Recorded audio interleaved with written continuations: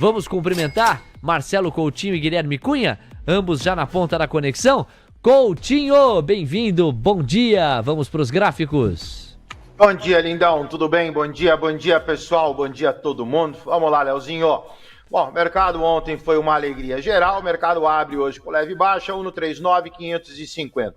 Permaneço sem figura gráfica, então vou manter o que eu venho mantendo. Mercado para cima, ainda que não necessariamente acerte o candle de hoje, mas a tendência é essa. Objetivo do mercado, pelo menos no macro, 141.740 pontos. O dólar do lado direito, tudo sob controle. Mantenho também a minha tendência macro, o dólar rompeu R$ 5,524, é o que a gente falou no dia de ontem. Hoje, caminho aberto, R$ 5,451. 92. Coutinho, você me mandou um destaque aqui no privado falando do DXY. Léo, estou muito atento a uma região de suporte que pode ser perdida. É um bom gancho para a gente ouvi-lo ainda, antes de cumprimentar o Guilherme Cunha, porque nós seguimos atentos à dinâmica internacional, não é, Coutinho?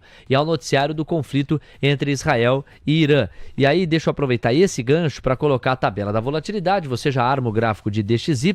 Olha só, é um 0 a 0 agora para o DXY, 98,118 é o que nós temos. Agora o VIX, muita atenção, porque ele está ameaçando perder os 20 pontos, hein? 4,81%. Não foi publicado nenhum outro fato, nenhuma descompressão concreta da balança de riscos, mas é um VIX que está ameaçando trabalhar abaixo dos 20 pontos. E os yields de 2, 10 e 30 estão pedindo 3 pontos base e meio a menos nos prêmios. É uma curva que está fechando pela demanda maior pelos títulos que o mercado endereça. Vamos lá, Coutinho, por que o DXY te chama tanto a atenção? Vamos lá, pessoal. Olha só, Leozinho, o que me preocupa no gráfico é o seguinte. A parte superior, 13 de janeiro, entrada do Trump, DXY a 110, 176. Se você olhar de lá para cá, o DXY perde 100 mil, que é aquele último suporte que a gente tinha ainda dentro da região de contexto. E agora, quando você pega e traz o DXY, olha só, a gente está perdendo essa região inferior aqui, que eu mandei para você, os 97,92, e aí é estrada abaixo. Eu não tenho nenhum suporte, eu não tenho nada que sustente esse movimento. Você estaria falando de um DXY saindo de 97 e indo para 93. Então foram 2 suportes perdidos. O azul ainda na região do contexto do Trump, agora essa de 97 e 92 perdendo, objetivo do DXY 93,740. 95. Vamos lá, Guilherme Cunha, com você agora, o seu destaque inicial, bem-vindo, bom dia. Destaque inicial, e que saudade de sentar nessa bancada aí também, viu, Léo? Manda um convite que eu vou aí. Bom dia a todos e destaque inicial, Léo. Coisa boa. Eu vou cornetar um pouco do dólar, tá, Léo? O enfraquecimento global do dólar vem se beneficiando fortemente aqui no nosso país, porém, quando a gente olha para o cenário do preço aqui no nosso dólar, a partir do momento que a gente invade a região dos 5,50, nós temos uma memória de preço bem relevante ao contexto da alta do ano passado. Então, assim como nós estávamos encarando a região do IOF, né, no índice, como uma região protetora na compra muito grande, abaixo dos 5,50 a gente vai começar a ter uma dificuldade muito grande dos vendidos continuarem esse bom humor. Claro que se amanhã nós tivermos a alta da Selic, nós tivermos uma manutenção, e dependendo do tom ainda a respeito do cenário de política monetária brasileira, a gente começa vários fatores extra-gráficos corroborar para uma movimentação muito mais abaixo dos 5,50. Mas hoje, né, olhando para o cenário intradiário, rompeu os 5,50, a gente vai ver naturalmente a entrada de compradores defendendo essa região de preço. O maior suporte para nós, quando a gente olha para essa faixa inteira entre 5,50 e 5,40, é 5,432. Tá? Então a gente pode ter uma furada rápida, mas ao mesmo tempo uma devolutiva. Não vendo mais dólar aí não. 9 e 6. Olha, é o seguinte, eu tinha colocado logo de sair daqui que eu organizaria com vocês algumas das pautas bomba. Tem havido essa classificação para parte das votações que vão acontecer no Congresso Nacional hoje. São pautas cujo desfecho pode implicar um custo para os cofres públicos relevante. Vou organizar um informativo então para vocês. Vou tomar por base a coluna Bom Dia Mercado, da jornalista Rosa Riscala Pratal. Hoje, a apreensão é com a sessão do Congresso Nacional a partir do meio-dia, que vai analisar vários vetos do presidente Lula. Reportagem do Valor Econômico, que citou as principais preocupações da equipe econômica, aponta para o BPC, a reforma tributária, a dívida dos estados, eólicas offshore e até projetos sobre o vírus da Zika e diabetes mellitus, todos representando alto custo para a União. O veto que trata do projeto que regulamenta a produção de energia eólica offshore está sendo monitorado de perto pelo impacto fiscal, que pode significar um gasto entre 80 e 120 bilhões de reais para os cofres públicos nos próximos 5 anos. O PL foi vetado em 3 artigos que previam obrigatoriedade da contratação de usinas térmicas a gás natural, com operação mínima de 70% do tempo, prolongamento de contratos de usinas a carvão mineral e aquisição de energia de pequenas centrais elétricas. Na lista de hoje, também consta um veto do presidente que exclui pessoas com deficiência leve como elegíveis para receber o BPC, que tem uma trajetória crescente com 5,7 milhões de beneficiários e custos que já ultrapassam até mesmo o Bolsa Família. Outro tema que causa preocupação são os vetos à pensão vitalícia às vítimas do vírus Zika, no valor de R$ 7.700 mensais. Lula vetou ainda um projeto que inclui quem sofre de diabetes mellitus tipo 1 como pessoa com deficiência, portanto, elegível ao BPC. Para evitar mais perda de arrecadação, o governo monitora também os vetos do Propag para dispositivos que autorizavam os estados a reduzirem parcelas de suas dívidas com a União, utilizando gastos estratégicos, como obras que cabem ao governo federal. Sobre a reforma tributária, o presidente vetou 15 dos 544 artigos da lei que regulamenta o consumo, entre os quais a isenção de fundos de investimento imobiliário, patrimoniais e do agronegócio de pagar os novos tributos CBS e IBS. Lula vetou ainda na reforma tributária os trechos que incluíam na alíquota reduzida de 60% da CBS e do IBS os serviços de sistemas de segurança, seguro para dispositivos com dados pessoais furtados ou roubados e serviços de ressarcimento de transações bancárias. Chegamos ao fim do informativo. Olha a extensão, olha o fôlego. Olha quanta coisa. Tava no seu radar? Não tava, né? Olha quanta coisa que vai ser apreciada hoje nas sessões do Congresso Nacional. E os impactos em termos de risco fiscal. Tenho a impressão, Gui, que quem pega inclusive a placa do Selic a 15 tende a amparar boa parte do racional na questão fiscal. E aí na questão fiscal, se a Selic precisa ir a 15 para endereçar esse problema, é uma segunda questão, um segundo debate. Mas a questão fiscal brasileira, Gui, ela não dá trégua. A questão é se o mercado a precifica mais ou a precifica menos. Neste momento, a precifica muito menos. O gringo vem sustentando a bolsa, como nós sabemos aqui. Mas olha a quantidade de manchetes que nós podemos ver hoje que tocam diretamente na questão fiscal, para o curto e até para o médio prazo. Sim, eu vou colocar alguma visão, talvez eu me estenda e você me corta. O aumento do 0,25 é insignificante, não muda em praticamente nada, a não ser para a criação daqueles vídeos, o Selic subiu para 15%, veja quanto rende agora o seu CDB, o seu investimento, enfim, para poder gerar esse engajamento. Na economia real, o impacto é direto no bolso de tudo e todos. E não muda nada no fiscal. Você concorda comigo que tirar de 14,75 para 15 você não ajudou no empenho do governo de gastar menos, de resolver a problemática? Pelo contrário, o rentismo tira uma boa parte aí do Banco Central a alegria de conseguir organizar as contas. Enfim, quando a gente olha para o dia de ontem, né, um dia extremamente forte, um dia direcional, e o UBS, o Morgan Stanley, Goldman Sachs, todo mundo na ponta compradora, foi um primeiro dia, aonde a precificação, como nós estamos aqui pautando, foi menor. Mas a gente sabe que se ele quiser secar a liquidez, há poucos dias atrás estavam somando por 130 31 mil pontos, né? Então tinha muita gente ali já olhando muito mais para a ponta de baixo do que para a ponta de cima. Inclusive estamos, daqui a pouco é máxima histórica se a gente dá uma pernada. Porém, é isso que você pautou, Léo. Não vejo como. Então vou colocar que o Guilherme está errado, dos 14,75 vai para 15 e o tom ainda é um cenário de não saber a quando vai cair essa taxa de juros. Por que a bolsa sobe?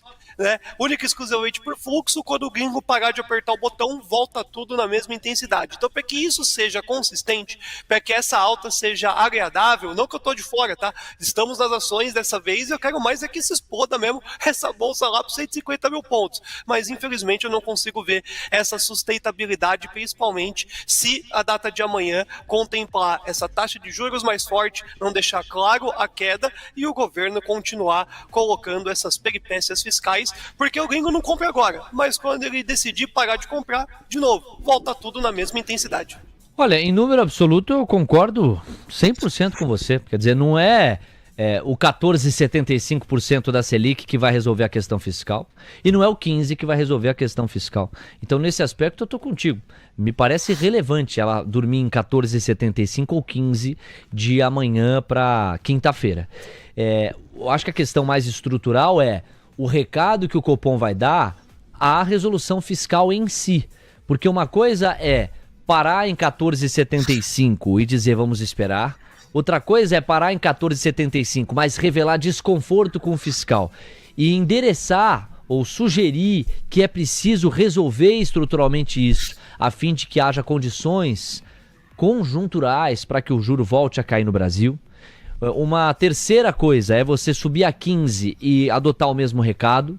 E uma quarta coisa, que aí seria a mais pesada, é você subir a 15, não indicar o fim do ciclo e endereçar que enquanto não houver uma solução estrutural para o fiscal, as expectativas com os gastos públicos desancoradas obrigam o Banco Central a se manter, aí é aquele vocabulário de BC, né?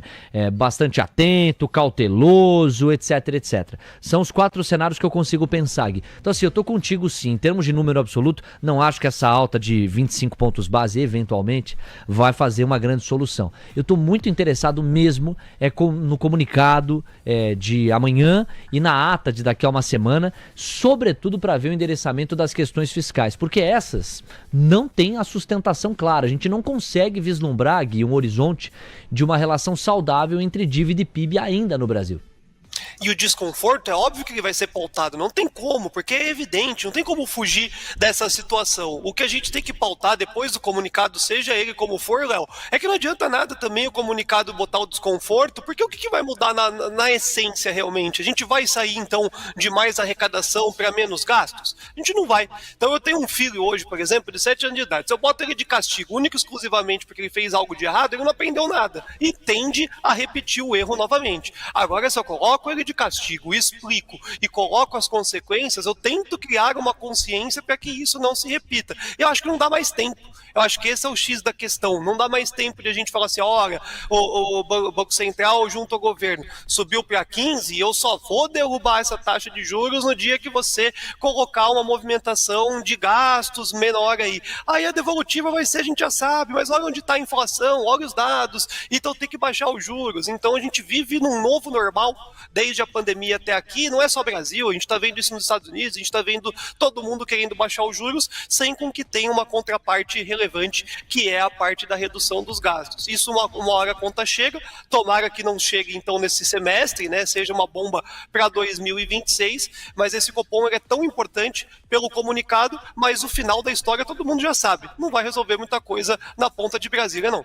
9h16, é a conversa sobre a decisão da taxa de juros amanhã aqui no Brasil. Tem jogo, amigos, e tem debate. A moeda americana está subindo 0,16%, R$ 5,508. O Ibovespa Futuro cai 0,45% a 139.525 pontos. TC News, seu resultado é nossa marca. O Profit Ultra é a plataforma do trader. Completa, rápida e segura. Com o Profit Ultra, você identifica o movimento dos big players, automatiza e otimiza suas operações e ainda conta com replay de multiativos, além de muito mais. Garanta agora mesmo o seu teste gratuito da plataforma mais completa do mercado. 9,16. E aí, Coutinho, graficamente alguma coisa mudou pro dólar e pro índice? Não, Leozinho, no gráfico de 60, você tem o índice do seu lado esquerdo com o envelopezinho de alta já traçado. Então, a priori, significa para cima, né? Subiu, corrigiu, subiu, lateralizou, passou aqui pertinho da terceira, não passou em sua homenagem de novo e já montou o envelope para subir. Então, o índice está na parte inferior, tem um suporte para day traders de plantão a 1,39,450, tirando isso, se repicar, mantém cunho altista. Dólar do lado direito, sob controle. Caiu, lateralizou, caiu, lateralizou, caiu, lateralizou. Vamos aguardar a queda. O dólar na parte superior do canal tem essa restrição R$ 5,50. Se voltar, faz a manutenção baixista, vai lá naquele 5,45 que eu comentei. 9,17. Bom, daqui a pouco, pessoal, nossa cobertura especial, porque dê uma olhada aí no itinerário do trader e do investidor para essa dinâmica do dia 17 e você vai ver que o primeiro evento desta terça, em termos de maior potencial de precificação, passa pelas vendas no varejo lá nos Estados Unidos. 9h30 vem a fotografia. E 10h15, 45 minutos depois, tem produção industrial americana. São duas fotos referentes ao mês de maio, a gente vai se ligar. O dólar acaba de renovar máxima intradiária, na faixa dos R$ 5,512. A Camila Nascimento está monitorando o pré-mercado americano, está de olho em Dow Jones, S&P, Nasdaq, Russell 2000 futuros e atualiza pra gente a leitura. É você, cá, pois não? Nesse momento, o S&P cai 0,36% aos 6.068 pontos, diminuiu um pouco da queda. Dow Jones perde 0,38% aos 42.695 pontos e Nasdaq recua 0,41% aos 22.000 pontos, enquanto o Russell 2000 perde 0,70% aos 2.110 pontos. Léo. 9h18. Obrigado, Camila Nascimento, ao vivo com a gente aqui e um minuto a minuto para você. A tabela da volatilidade vai mostrando o DXY estável, o VIX teimoso nos 20 pontos, yields de 2, 10 e 30 anos já em 4 pontos base e meio de queda. Há pouco eram 3 pontos base, depois 3 pontos base e meio, agora 4 pontos base e meio de queda. Bom, já vamos começar a mudar a chavinha. Gui, volto contigo agora, olhando para os fundamentos, para a gente endereçar o mercado americano, ainda pré-mercado, mas a reação vai se dar em instantes quanto às vendas no varejo e quanto à produção industrial. As duas evidências dirão respeito ao mês de maio, portanto, metade, um pouco mais da metade do segundo trimestre. Nós já estamos caminhando para o mês 7. Qual que é a tua expectativa, Gui? E aí eu queria te ouvir em duas camadas. O potencial que esses dados têm em termos de precificação para o trader e o potencial que esses dois dados têm para eventualmente mexer com a teoria lá do Federal Reserve, impactar a decisão de política monetária propriamente dita amanhã, meu amigo. Vamos lá, Léo. Ambas muito baixa / nulas, tá? Então nós temos a apresentação do dado, se vier algo muito anomalia, nós temos essa chacoalhada na roseira, nós temos uma volatilidade entre 10 a 15 minutos, mas não muda a perspectiva aí no que diz respeito ao que já está dito amanhã, né? Obviamente, na minha humilde visão, a decisão já é clara há algumas semanas no que diz respeito à tomada de decisão. E esse conflito que veio acontecendo só piorou, Léo. Então nós temos uma comoção americana para que esse conflito se encerre o mais rápido possível, visto que isso é uma problemática para o Trump no que diz respeito à queda de juros muito elevada. Então essa vendas no varejo, a gente tem que ficar no radar para o trading caso venha volatilidade, mas lá fora também é um cenário de maior aversão a risco, assim como aqui no nosso país. Bolsa para baixo, dólar para cima, DXY inclusive pode ser o que mais venha a ser afetado caso o número seja muito fora do convencional. 9h20, o olhar do Guilherme Cunha antes da divulgação desses dois dados, o primeiro a partir das 9h30. Gui, como daqui a pouco a gente vai mergulhar mesmo nos Estados Unidos e aí não vai haver mais gancho para você falar do doméstico, faltou um assunto aqui entre os que eu tinha mapeado para ouvi-lo. E esse assunto passa pela votação de ontem, que foi de uma elasticidade contra o governo destacável lá na Câmara dos Deputados. Para que todo mundo tenha clareza, Gui, eu sei que você já está na mesma página, mas assumindo que alguns ouvintes não estejam, ontem o que foi votado foi a urgência em torno do PDL, que é o projeto de decreto legislativo. O que é a urgência em si? Quando um texto, qualquer que seja, não é, Gui? Ele ganha urgência. ele dribla as comissões, que são aquelas etapas antes do mérito ser avaliado no plenário, que é onde o jogo de fato acontece. Então, como a urgência foi aprovada, e por um placar acachapante, pronto, o PDL já tem a urgência garantida, ele poderá ser apreciado muito em breve diretamente no plenário.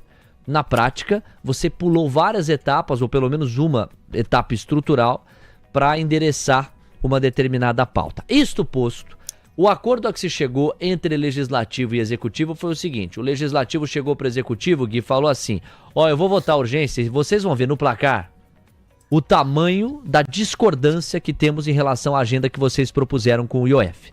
Só que o mérito do texto, a votação no plenário efetivamente, para o PDL sustar o que vocês fizeram com o IOF, isso a gente não vai promover ainda. Eu vou dar 2 semanas para você, Executivo, encontrar uma outra solução, desenhar um outro pacote de ajuste fiscal que seja menos pela arrecadação e muito mais com o corte dos gastos. E aí, em 2 semanas, vocês entregam essa solução e, a depender de como vier essa solução e da aceitação dela, a gente pode, aí, conclusão minha, atenuar, minimizar esse PDL. Gui, como é que você está vendo esse debate e essa derrota forte que o Planalto sofreu ontem?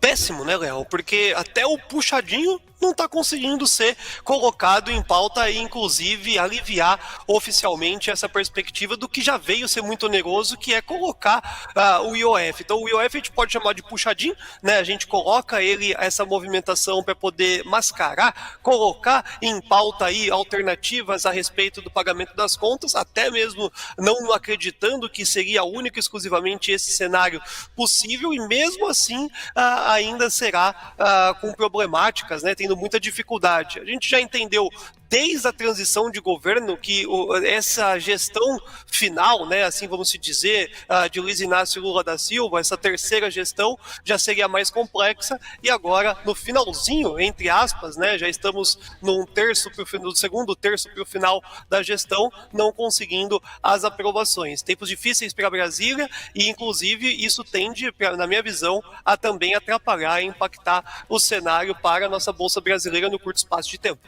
9h24, vamos lá com este gancho então de Brasil, Zeu. Coutinho, R$5,512 é a cotação do dólar. E o Indifut em 0,39. Vou te falar, hein? Um marasmo, uma tranquilidade. A sensação que eu tenho, Coutinho, é que você não vai ter nada de novo para destacar. O que eu vi que mudou foi curva de juros. A curva de juros ela abriu pedindo 1 ponto base e meio, 2 pontos base. Agora ela despede, ela está enxugando os pedidos de prêmio em 1 ponto base e meio ou 2 pontos base. Inverteu o sinal, passa a ser uma curva que está fechando, em linha com a americana, que está caindo quase 5 pontos base na extensão total. Vamos lá, Coutinho, com você. Vamos lá, o dólar do lado direito deu um sustinho aqui, ele ameaçou, deu uma subida, olha o tamanho do pavio que ele criou, mas já virou, já voltou para dentro do canal, R$5,508, mantém a tendência de baixa, eu até redesenhei o FIBO da eventualidade que ele subisse, mas não, pode até manter o FIBO anterior e volta lá naquele nosso patamar, R$5,451, sem grandes novidades, cai, lateraliza, deu um susto aqui, mas a priori volta para dentro do canal e queda. O índice, compra especulativa sob suporte, aconteceu, lado esquerdo, ficou aqui em cima desse suporte a 1,39,460, o índice vira, mais 1 ou 2 candles aqui sacramentando essa alta, refortalece esse envelope de alta, o objetivo também permanece, 140.530. Obrigado, Coutinho. Coutinho, você sabe que eu sou longe de ser um âncora que gosta de polêmica. Eu não gosto de polêmica. Não, eu fujo daqui. O que você tá rindo? Eu nem falei. Eu tava dizendo aqui que alguma loucura sua. Não tem nada de loucura. Na verdade, é uma questão de mérito e de segurança jurídica para este programa. Por quê? Ontem eu fiz uma pergunta, você se sentiu acusado e aí depois me fez passar por mentiroso. Porque eu disse, eu perguntei, na verdade, se você tinha falado Wagner 3 em vez de Vale 3. E você disse que não falou, foi de jeito nenhum que você falou. Não falou Wagner 3. Eu gostaria de perguntar, você mantém o seu posicionamento de que não disse Wagner 3 em vez de Vale 3? Mantenho, Lindinho. Não isso falou. Aí deve ter sido algum lápis. Não, Lindinho, não tem. A menor probabilidade. Eu sei que eu tô um senhor idoso, mas não, vale cita, vale 3, entendeu? Não falou Não vale. adianta alimentar. Não, lindinho, não Tá bom. adianta alimentar sua loucura, lindinho. Tá bom. Neste momento, eu tô entrando com uma petição no Supremo Tribunal do TC e nós vamos ver o que é que você falou. Até o final da sua participação eu vou exibir aqui. Você falou Wagner 3. Aguarde. 9 horas com 27 minutos. Esse é o Coutinho. É ou não é? Como diria Carlos Massa, o glorioso Ratinho, aqui a gente mata a cobra e mostra o pau. Não é assim que ele fala? Hey, ó, falar em hey, hey sister, hey brothers. Vamos para os Estados Unidos em 3 minutos. Ó, falar em Estados Unidos, a Camila Nascimento, ela fez uma síntese aqui dos últimos minutos, para não dizer das últimas horas, a respeito das declarações do Donald Trump. Nós estamos monitorando no paralelo qualquer evidência de atualização no conflito entre Israel e Irã.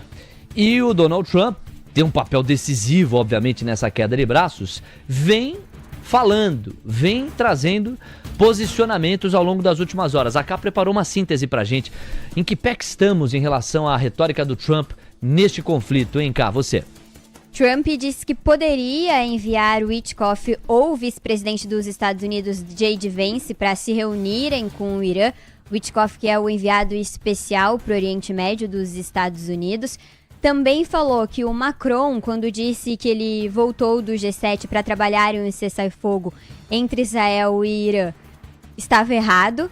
E falou que não tem nada a ver com um possível cessar-fogo entre os dois países, que isso é algo muito maior. E mais cedo, Trump já havia dito também que não está muito afim de negociar com o Irã, Léo. Obrigado, Cá.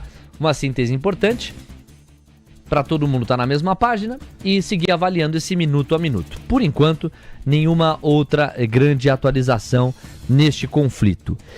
Há pouco, né, o Trump ele até reforçou em cima da síntese que a Cá organizou para nós, não tem nada a ver com cessar-fogo, é algo muito maior que isso. Macron diz que voltei do G7 para trabalhar o cessar-fogo Israel e Irã. Ele está errado. Bom, são 9 horas com 29 minutos, um minutinho então para a gente ter a divulgação dos dados de vendas no varejo lá nos Estados Unidos. A Camila Nascimento já está se posicionando para fazer a narração da informação, da fotografia. Na tela para vocês a tabela da volatilidade DXY praticamente estável, 98,095. O VIX na faixa dos 20 pontos, acomodado nos 20 pontos, tem 5% de estresse. Os yields de 2, 10 e 30 anos com 4 pontos base e meio a menos nos pedidos de prêmio, praticamente em média. São os contratos curtos, médios e longos da dívida pública americana, do tesouro americano e a maneira como o mercado está enxergando a percepção de risco. Gira o relógio, temos 9h30. A Camila Nascimento traz pra gente os dados e o mercado vai reagindo. Olha o aprofundamento do viés de baixa. Os yields de 10 já passam a enxugar 6 pontos base. Camila Nascimento, é com você. As vendas no varejo recuaram 0,9% no mês de maio, era esperado um recuo menor de 0,6% e no mês anterior as vendas no varejo haviam registrado uma retração de 0,1%, Léo. Bom, vendas no varejo mais fracas nos Estados Unidos. Se as vendas no varejo estão mais fracas nos Estados Unidos em maio, porque apresentaram um recuo de 0,90, quando o consenso apontava para um recuo de 0,70, então na prática a atividade americana está mais fraca. Se a atividade americana está mais fraca, ainda que haja uma porção de incertezas para o Federal Reserve agir, sobretudo a partir deste dado, desta evidência, tem tantas outras para serem colocadas no radar e as expectativas ainda dificultadas em função do novo nível de preço ao qual produtos e serviços devem corresponder com a política tarifária do Trump. Então, ainda que haja uma nebulosidade, se está havendo um enfraquecimento da atividade americana superior àquele que se imaginava, então, em tese, haverá um espaço maior, ao menos para o debate, em torno de mais cortes de juros por parte do Banco Central americano. Ou se não de mais cortes, de maior ritmo para endereçar os cortes que estavam sendo precificados. A curva americana, num primeiro momento, reagiu nesta direção quando chegou a ver alguns dos seus vértices no enxugamento ainda maior dos pedidos de prêmio. Foi o caso dos yields de 10, eles começaram a fechar em 6 pontos base e meio. O que temos, no entanto, é aquela dinâmica do freio de mão puxado. Se a gente puder recolocar aqui a tabela, vocês vão ver. Os yields de 2, 10 e 30 anos voltam para a faixa dos 4 pontos base de fechamento. Ou seja, ficam incólumes, ficam praticamente laterais frente ao que saiu. Desprezam a fotografia das vendas no varejo. A curva de juros americana por hora, e é só 2 minutos que nós temos por enquanto, então vamos dar tempo até para a robozada boa do meu planeta se posicionar. Por hora, os yields de 2, 10 e 30 anos, com um fechamento de 4 pontos base em toda a extensão, apenas estão mostrando os yields que eles se comportam da mesma maneira como se comportavam antes da divulgação dessas vendas no varejo. O VIX, praticamente despreza o dado, 20,08 pontos, 5% de estresse. E o DXY tem uma queda de 0,06%, 98,079. Foi, a julgar por esta tabela, praticamente um não evento.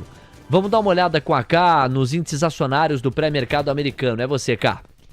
O S&P está recuando 0,40% aos 6.008 pontos. Nasdaq perde 0,45% aos 21.838 pontos, enquanto o Dow Jones recua 0,41% aos 42.689 pontos e o Russell 2000 perde 0,80% aos 2.108 pontos no mercado futuro, Léo. Concorda, Cá, que pouco mudou? Exatamente, pouca mudança. Pouca mudança, a gente continua vendo um viés de baixa muito parecido com o último trazido pela Camila Nascimento.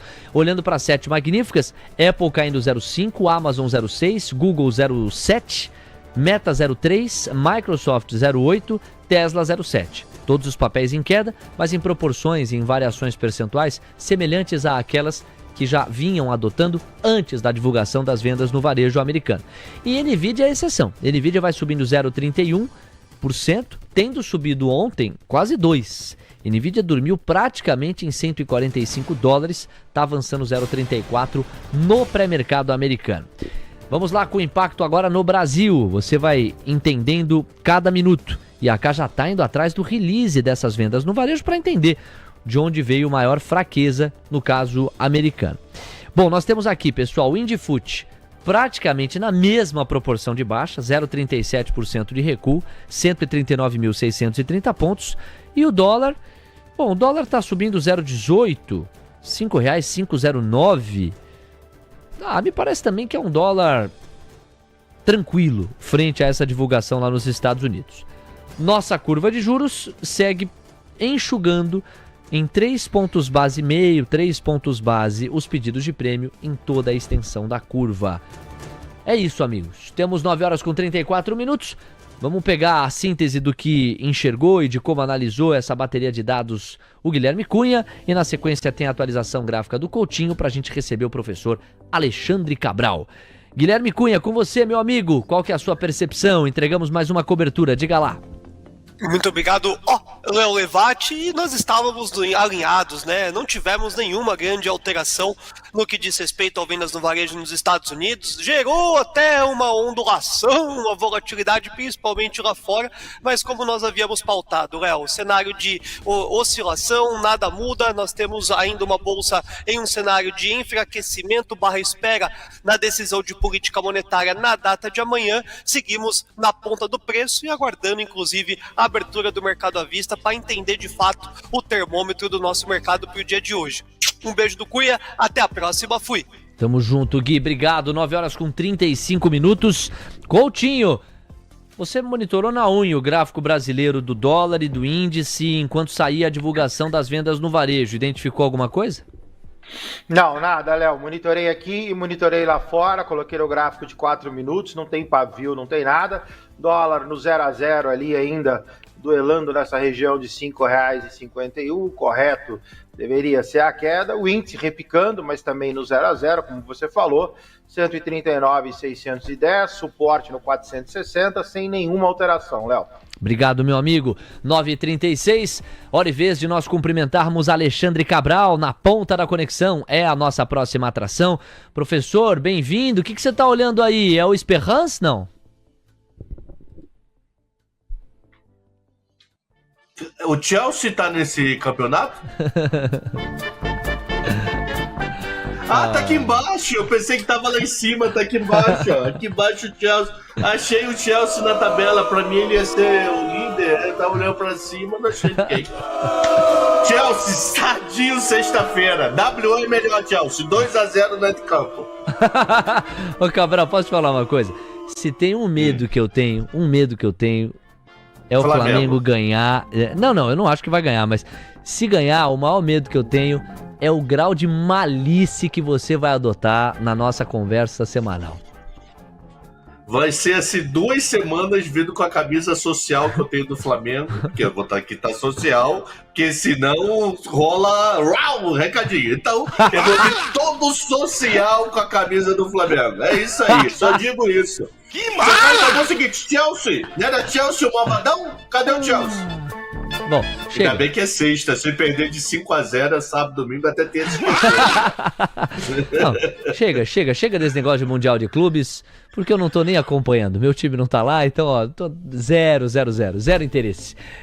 Cabral, vamos lá, meu amigo, acabaram de sair os dados relacionados a vendas no varejo nos Estados Unidos, a sensação que dá é que foi um não evento, agora, não evento porque outras coisas se sobrepõem, mas o dado isolado, ele preocupa, não? É uma foto negativa maior do que a que se vislumbrava.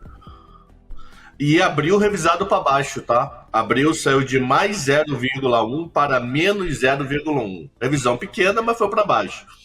E se você olhar, uma coisa meio doida, você olha a apresentação deles, é só explicando como calcula o índice. Ele não diz porque o índice subiu ou caiu. Ele só diz, o índice é calculado por essa metodologia estatística, isso. Então, o mesmo texto sempre é um tempão, mano.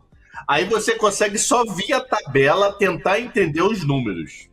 E você vê o seguinte, nós tivemos agora em maio uma queda, se você comparar com abril, tá? Abril com maio, a evolução mensal do setor de automóveis de 3,5, que eles chamam de automóveis e peças. É como se fosse a nossa venda do varejo ampliado. Só que a nossa venda do varejo ampliado ainda com construção civil, lá não tem. Lá fica meio mesclado os números. Então a parte automobilística teve uma queda grande de 3,5%. Material e para jardim, uma queda de 2,7%. Então quer dizer que a casa em Orlando da Camila, ela não está tratando tanto jardim assim. E a alta teve em lojas diversas. O que é lojas diversas eu não sei. Item 453, eu não sei te dizer que número é esse. Então o setor automobilístico com essa queda meio que explica a confusão desde janeiro, quando o Trump assumiu de não vem nada do Canadá e México. Parou. Nada que veio do Canadá e México de automobilístico para tudo. Aí depois ele foi melhorando, porque tinha o Mercosul deles lá, que eu esqueci o nome do Mercosul americano, canadense, mexicano. Aí teve que ceder, porque senão quebrava regras já estabelecidas no Mercosul do trio. Eu tô falando do Mercosul que eu não tô lembrando o nome, tá? Eu acho que é NAFTA, não é NAFTA não, sei lá qual é o nome. Então, aí foi cedendo. Com isso, a população deve ter antecipado troca de carro ou melhora no carro e agora parou. Parou para ver, para entender o que é. Tanto é que ele puxou muito para baixo o setor, tá? Ele é disparado, que mais caiu com volume foi o setor automobilístico nessa venda de varejo. Setor automobilístico, o que mais enfraqueceu-se dentro do guarda-chuva monitorado pelas vendas no varejo lá nos Estados Unidos. Cabral, o quanto que isso preocupa olhando para frente? Essa é a primeira pergunta. Quer dizer, o quanto que o qualitativo, o diagnóstico, linha a linha que você acabou de fazer, traz alertas para a gente pensar o futuro do varejo nos Estados Unidos? Essa é a primeira pergunta. A segunda, por que muita gente classifica como um não evento, considerando a decisão do Fed? Porque na dinâmica de preço, pode ter um susto aqui, outro lá, mas é como se o terreno não tivesse limpo para essas vendas no varejo serem precificadas, porque o Fed está olhando para outras questões. Desenvolva aí, por favor. Então vamos lá.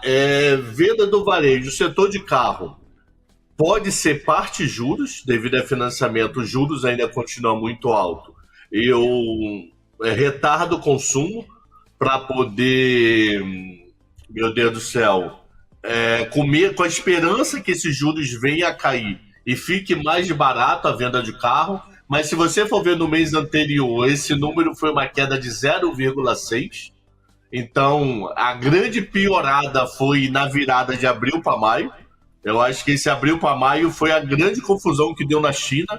Vem peça da China, não vem? 145%, 125%. Os próprios lojistas deviam estar perdidos na hora de precificar a mercadoria. A população tirou o pé da compra. Não quer dizer que obrigatoriamente ele está sem dinheiro para comprar. Ele pode estar perdido na hora de estabelecer preço, de conseguir entender o futuro, prefere recuar para a roseira parar de balançar e entender que fruta ficou na árvore. Então, algo pode ser parecido com isso. Isso deveria ter algum detalhe um pouco melhor no relatório, que só tem um número frio, para entender o quanto o balançar da roseira atrapalhou esse número, ou quanto é perda de renda do americano, que eu acho que não é, tá? Eu acho que é mais o medo de tentar entender o que está acontecendo. Só ver Michigan da vida ele ter melhorado nos últimos números, que é o índice de confiança de Michigan. Então é mais assim, o que acontece? Não sei, deixa eu parar, entender que peça vem da onde, qual o custo disso, para depois a gente ir lá e voltar a consumir. Eu acho que parte é isso que a gente está vendo nessa queda, tá? E pro Fed, tadinho, o Fed não tem nada para fazer. Fed, qual petróleo eu vou considerar? Na hora lá que petróleo aumentou, saiu, muda a bomba americana. Diferente da brasileira que depende de Petrobras, aí depende de governo e etc. Lá mudou, a bomba já tá cara mais barata. Que petróleo eu considero? O que disparou semana passada ou o que tem caído nas últimas semanas? Afinal de contas, cadê a história da tarifa? Meio que morreu, né? Agora é tudo guerra. Teve frase do Trump que ontem eles assinaram com o Reino Unido, deve divulgar hoje. Finalmente assinou aquela conferência que teve há 2-3 semanas atrás. Diz que com a Índia está adiantado. Então, a Europa mesmo está querendo conversar. Falou, vamos conversar. Canadá se reuniu com ele ontem, porta fechada. Então, essa história da tarifa meio que abafou tudo, virou guerra. E qual o problema da guerra? Aí o controle é zero do Fed, né? Tarifa ele ainda pode tentar interno. Guerra vai vir, depende da cotação do petróleo e seus derivados que vem do mundo. Então, para mim, o discurso dele amanhã vai ser, não vou aumentar, estou completamente dependente de decisões, a economia está andando bem, só vê o emprego que saiu dados no começo de junho bem, inflação também teve boa notícia, eu consigo tranquilo ficar olhando sem prejudicar nenhum dos dois lados. Às 9h44, duas verdades, sem que uma anule a outra. Uma é o diagnóstico dos números das vendas do varejo em si e o que dá para propor, projetar, organizar, ancorar para frente a partir disso. E você ressaltou muito a confusão China e Estados Unidos no segmento automobilístico nessa transição abril-maio. Outra coisa é o Fed em meio a tanta nebulosidade. Agora entre o conflito Israel-Irã, o preço do petróleo que ainda não se acomodou, o impacto das tarifas que ainda não chegou, tem muito mais interrogações do que pontos finais para agir o Federal Reserve. O conservadorismo costuma ser a regra para bancos centrais em cenários como esse. Volto em instantes com Alexandre Cabral, 9h45, e um complemento aqui ao Cabral, né? O Cabral há pouco deixou no ar o nome da aliança ali na parte da América Norte, ou América do Norte, Estados Unidos, Canadá, etc. E nós tivemos aqui dois universitários. O primeiro universitário foi o Leandro Araucária. Escreveu para nós e destacou: a aliança comercial entre Estados Unidos, Canadá e México é conhecida como Acordo Estados Unidos-México-Canadá, ou na sigla USMCA, que entrou em vigor, foi na pandemia, né? Em julho de 20, substituindo o antigo Acordo de Livre Comércio da América do Norte, NAFTA. O USMCA, ó aqui, bicho, a explicação do Araucária, visa fortalecer os laços econômicos entre os países, promovendo livre comércio e investimento. Que beleza! Mais completo impossível! Aê, tá vendo só? E o Star Minwizinha Maria também veio aqui, a outra universitária, e disse: USMCA, Acordo Estados Unidos, México e Canadá. O Léo quase tocou um IMCA aí, que parece, né, lá? É essa? Olha lá. Que é a música do Trump, né, de campanha, etc. Não, mas essa é outra, essa é Together, que é o mesmo grupo. É o glorioso Village People. Às 9h46, 14 minutos para as 10 da manhã. Bom, 13 para as 10 agora, gira o relógio. Isto posto, deixa eu ver como é que tá da porta para dentro aqui a dinâmica, hein? Dólar, R$5,508, 0,16% de avanço. E o Ibovespa Futuro caindo, 0,44%, 139.540 pontos. Olha, correção mesmo, não dá para chamar nem dólar nem índice para correção. Porque o Ibov subiu 1,5%, cai 0,43%, é nada, é uma unhazinha. E o dólar que despencou ontem mais de 1,20%, tá subindo só 0,20% hoje, em R$5,510. Tá tranquilo e tá favorável. Já já o Coutinho conta a percepção dele nessa história. TC News, seu resultado é nossa marca. Agora somos uma corretora, mas nunca vamos deixar de ser uma comunidade. Acompanhe a carteira real e performance de outros usuários. Em tempo real. Opere como os melhores. Opere com traders. Traders. Baixe o app e abra sua conta. Temos agora 9h47. Coutinho, o gancho que eu deixo para você, enquanto a gente vai dar o espaço e o tempo para as pessoas se cadastrarem e buscarem a corretora do TC, Masterclass do Método Cosmos 2.0, disponível nesta terça-feira. Não fique de fora da corretora do TC. Você consegue com uma TC Coin, você ganha milhares de TC Coins ao operar com a gente, ao fazer a abertura da sua conta. Com uma só TC Coin, é simbólico, você destrava a Masterclass do Buca e acessa o Método Cosmos 2.0. Não fique de fora, conheça com mais detalhes a metodologia de um dos traders mais bem-sucedidos do Brasil. O Buca teve ontem fazendo a convocação aqui na nossa bancada. Reforço hoje para você, QR Code já na tela.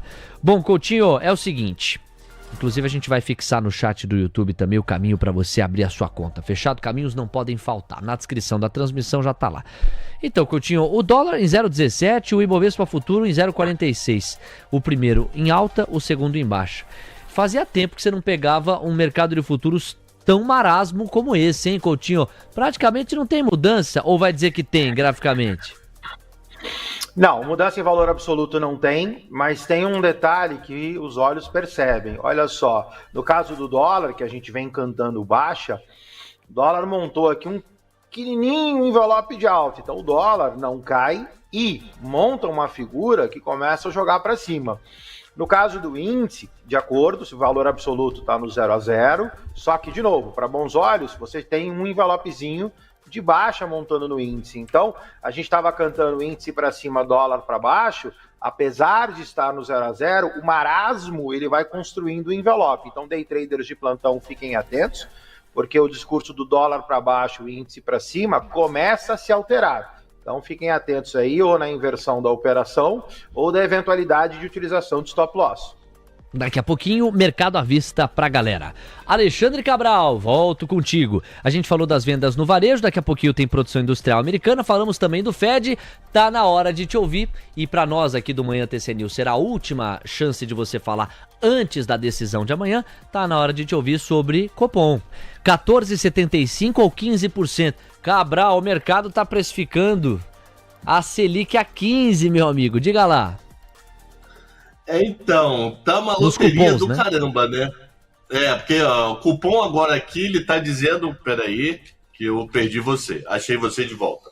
0,25 e final do ano a 15. Então, entre indas e vindas, sobe agora e para. Então, não faz mais nada até dezembro 25. e teoricamente começa a cair em janeiro de 26. Janeiro, fevereiro de 26, começa uma queda modesta de 0,25, nada muito pesado, tá? Cara, tá difícil essa reunião, tá difícil, mas é uma reunião que não muda muita vida, ou não vi nada ou vi 0,25, tá? Eu acho que o não vi nada continua reto muito tempo, e o subir 0,25 não quer dizer que vai acelerar a queda para dezembro. Também vai para 15 e continua como tá. Então o famoso Paris Saint-Germain 4-0 ou 5-0 é a mesma coisa, já tinha feito goleada. Então é algo diferente de 1-0 e 2, que é o dobro, né? Às vezes pode mudar muito o campeonato. Então aquele papo, dados, argumentos, o que o Banco Central utiliza para olhar a inflação, para olhar para, meu Deus do céu, para tomar decisão. 4 argumentos. Inflação corrente, deu uma melhorada. Nós pegamos os últimos dados aí do PCA, eles vieram melhor do que o esperado. Serviços ainda incomodando um pouco, mas uma bela queda em alimentos.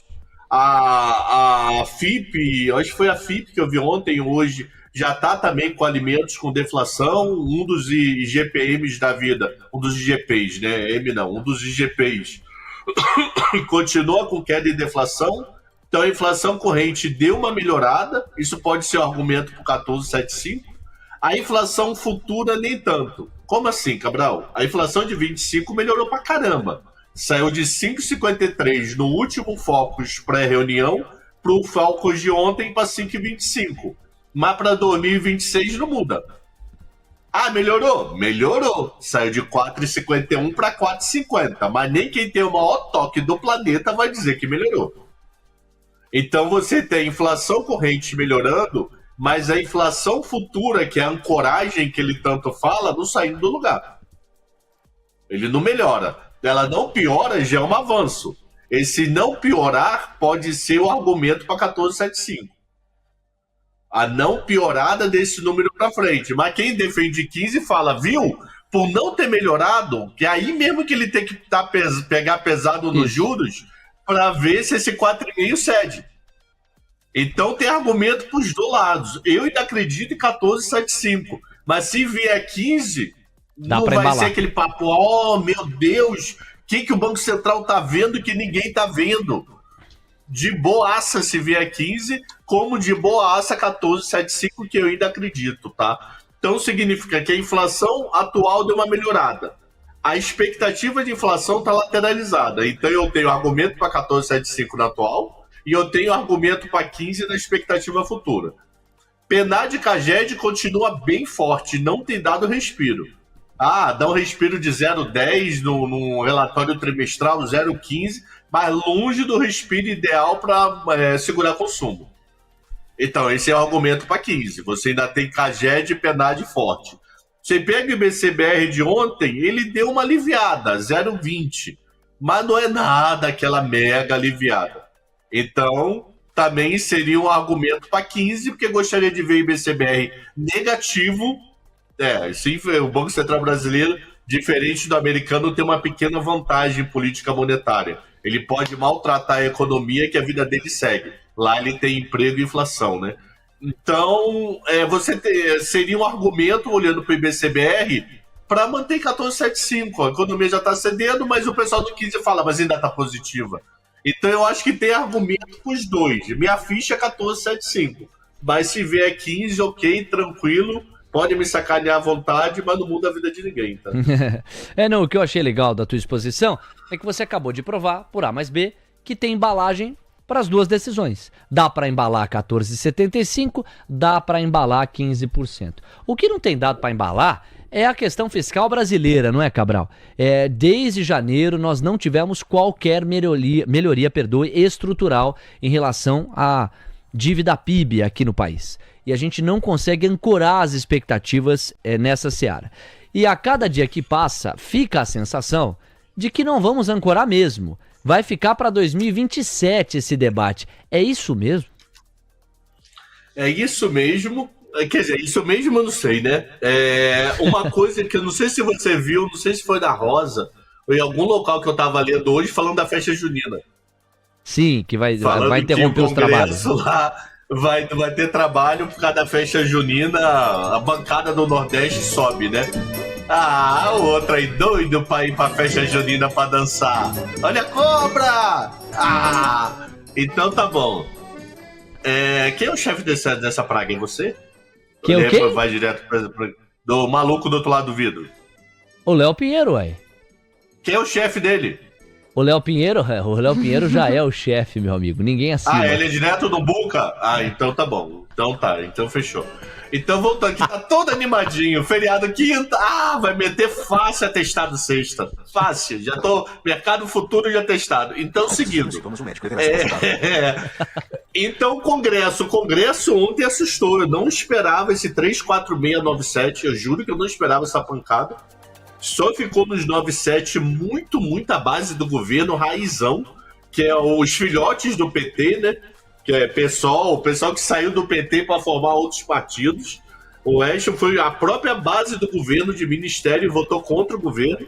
Então, aí para mim tá a famosa mensagem, como o próprio Mota diz: estamos dando mais 15 dias para vocês mostrarem serviço. Eu vi a tua conversa com o Alex, deixa eu me meter na resposta. Diga. Que você falou, qual vai ser o protagonismo do Congresso nos próximos dias? O quanto o Congresso vai dizer que foi ele a pessoa que cortou gastos e atrapalhar a eleição, ou quanto ele vai fazer banho-maria e falar, viu? O governo não me manda nada, se não me manda nada, o que eu vou votar? Que é a grande dúvida, com quem cai a batata quente? Isso. Se a batata quente fica na mão do governo ou a batata quente fica na mão do Congresso?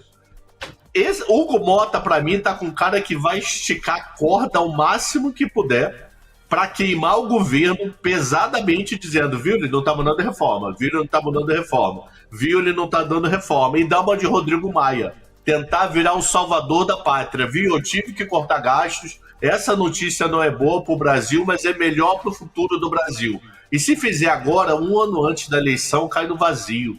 Você não vai nem lembrar direito isso daqui a um ano. Então eu acho que ele estica a corda, deu mais 15 dias, deu 10 pro IOF. Agora tá dando mais 15. Esse mais 15 vai ser ali no auge do final da festa junina, que vai ser comecinho de julho, final de junho, aí ele vai esticar julho, recesso, agosto, ele vem e volta alguma coisa dizendo que ele foi o protagonista, como foi Rodrigo Maia em algumas votações na era Temer, tá? Então, eu acho que o Congresso, sim, cobra, ele vem como o grande salvador da pátria para ferrar a vida do governo. A hipótese de Alexandre Cabral, às 9h59. Professor, para a gente fechar, hoje tem leilão do Tesouro, costuma ser um leilão mais magro, quinta-feira o leilão maior, lembrando que ele vai se dar logo depois do Copom, aliás, minto, ele vai ser antecipado, né, para amanhã, porque quinta-feira tem feriado de Corpus Christi, não é, Cabral? Tem essa dinâmica. Geralmente antecipa, eu curioso para ver se eles, como tem reunião no Copom, se eles não vão jogar para sexta. Sim. Então não sei, eu te digo que vou ligar para algumas pessoas para saber se o Tesouro já se pronunciou. Porque como tem cupom, ele geralmente suspende Tesouro Direto em dia de cupom, somente na parte da tarde. Então pode ser que ele jogue tudo para sexta, não sei, de verdade. Eu vou conversar com algumas pessoas para saber se o Tesouro comunicou alguma coisa, se vai ser na quarta ou na sexta-feira. Detalhe, Léo, os últimos leilões de NTNB do vencimento dessa semana, que é o 30, 35, 60, foi parrudo. O último foi 8 bi 300 e o penúltimo 16 bi e meio. Então ele pega um volume considerável acima da NTNF, acima do papel do gringo, em os últimos 2 leilões. O de hoje especificamente, vamos ver o edital, taxas em alta em relação ao último leilão que teve no dia 3 de junho, mas com essa movimento do DI hoje, que está sendo de queda na ponta mais longa, nós podemos ter taxas menores do que o leilão de semana passada. Mas, infelizmente, ainda dando uma notícia que o meu sonho é parar de dar, ainda maior do que a maior taxa de 24. Demais! 10 em ponto. Agora, Cabral, cara, vou te fã falar. do Alexandre Frota, Coutinho. Peraí. Ah, Ô, Cabral, eu quero mostrar os bastidores de você comprando picanha. Olha só como é que é o Cabral no supermercado. Dá uma olhada. Aqui, Levate, quem assiste nosso programa todo dia de manhã. Satisfação, querido. Muito obrigado pelas informações do dia. Isso aí, ó. Aqui no Guanabara, no Rio de Janeiro. Abraço. Abraço. Aê, alô Guanabara, alô Rio de Janeiro. Olha o carinho da torcida, Cabral.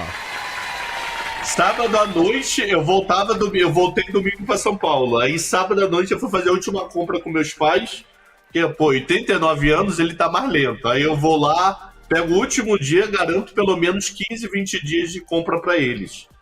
Aí eu tava na fila, parado, colocando o negócio, aí o cara me olhou. Você é professor Cabral? Eu falei, sou. Você trabalha na TC, junto com o Léo?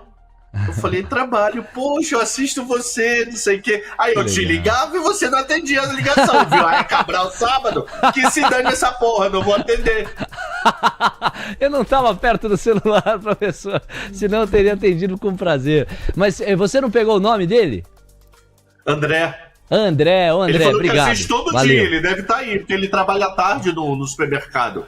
Ele Legal. falou que assiste todo dia de manhã, daqui a pouco pode ser que ele pisque aí no chat. Maravilha. Professor, obrigado, um abraço, hein? Tamo junto. Eu que agradeço, até terça-feira que vem, hoje 5h30 com Medina, Mariana, Andrezão e Carol.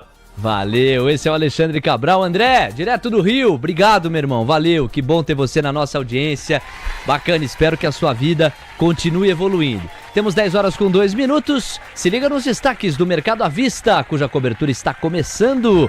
CVM suspende a assembleia que votaria a fusão Marfrig-BRF. A ação está sujeita à aprovação de acionistas. Petrobras assina contratos de 4,9 bilhões de reais para expandir refinaria em Pernambuco. Acordos visam concluir o Trem 2 da refinaria Abreu e Lima, dobrando a capacidade para 260 mil barris diários até 2029. Itaúsa, Conselho de Administração, aprova 650 milhões de reais em JCP. De acordo com o anúncio, o valor bruto será de 5 centavos por unidade, sem previsão de atualização. Brava Energia aponta gargalos na infraestrutura e aposta em parcerias para ampliação da oferta de gás. Companhia está em conversas com a Petrobras, que detém o controle da maior parte da infraestrutura de transporte e processamento do país, para facilitar o acesso compartilhado ao UPGN na Bahia. 10h03 no Mercado à Vista, essas e outras a partir de agora.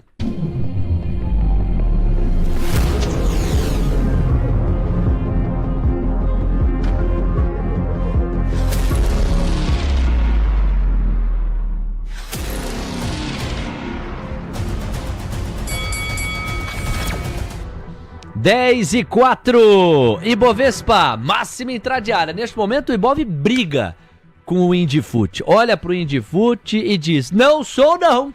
Porque o Indifut está caindo 0,40 e o Ibovespa está subindo 0,14. Então é isso aí, o Ibovespa à vista olha para o Indifut e a lá Aguinaldo Timóteo diz, não, totalmente equivocado. Indifut para um lado e Ibovespa à vista para o outro. Dólar no 0-0. Aliás, Trio Los Angeles, por favor. Vocês achavam que não iam trabalhar? Vão pra lá. Isso, podem se posicionar. Ó, louco, ó, no caminho vocês já estão tocando. Vocês estão rápidos, hein? Vocês estão rápidos. Nem precisaram chegar no palco, tá bom. O dólar vira 0,04% de marcha ré. R$ 5,497. E a curva de juros com 1 ponto base meio a menos nos pedidos de prêmio. 10h05. Vamos cumprimentar o Coutinho e o Gabriel Junqueira para esta nova cobertura. Coutinho, abro com você. Dólar e índice na tela. E aí, essa briga? É briga, meu amigo. O Ibov está subindo, o Indifut está caindo. Você vê que ele gerou uma dissonância, né, Léo? Porque quando você olha para o índice, né, o que eu imaginei? Eu imaginei o dólar para cima e, eventualmente, naquele pivôzinho mais curto, o índice para baixo. Virou. Então, o dólar mantém a sua formação original, cai, lateraliza, cai, o objetivo do dólar R$ 5,478, só que o índice não virou, ou seja, o índice não sobe, o índice do seu lado esquerdo está aqui ainda no mesmo marasmo, só o dólar resolveu pegar um pouquinho de tendência. O comentário do glorioso Renner Tá dizendo, Leozinho, é exatamente a diferença do fechamento de ontem em relação à abertura de hoje. Explica aqui o Renner. A gente tá acostumado já com essa dinâmica. O árbitro apita, termina a negociação pro à vista. O Indifut continua jogando. A bola continua rolando no gramado do Ibovespa Futuro.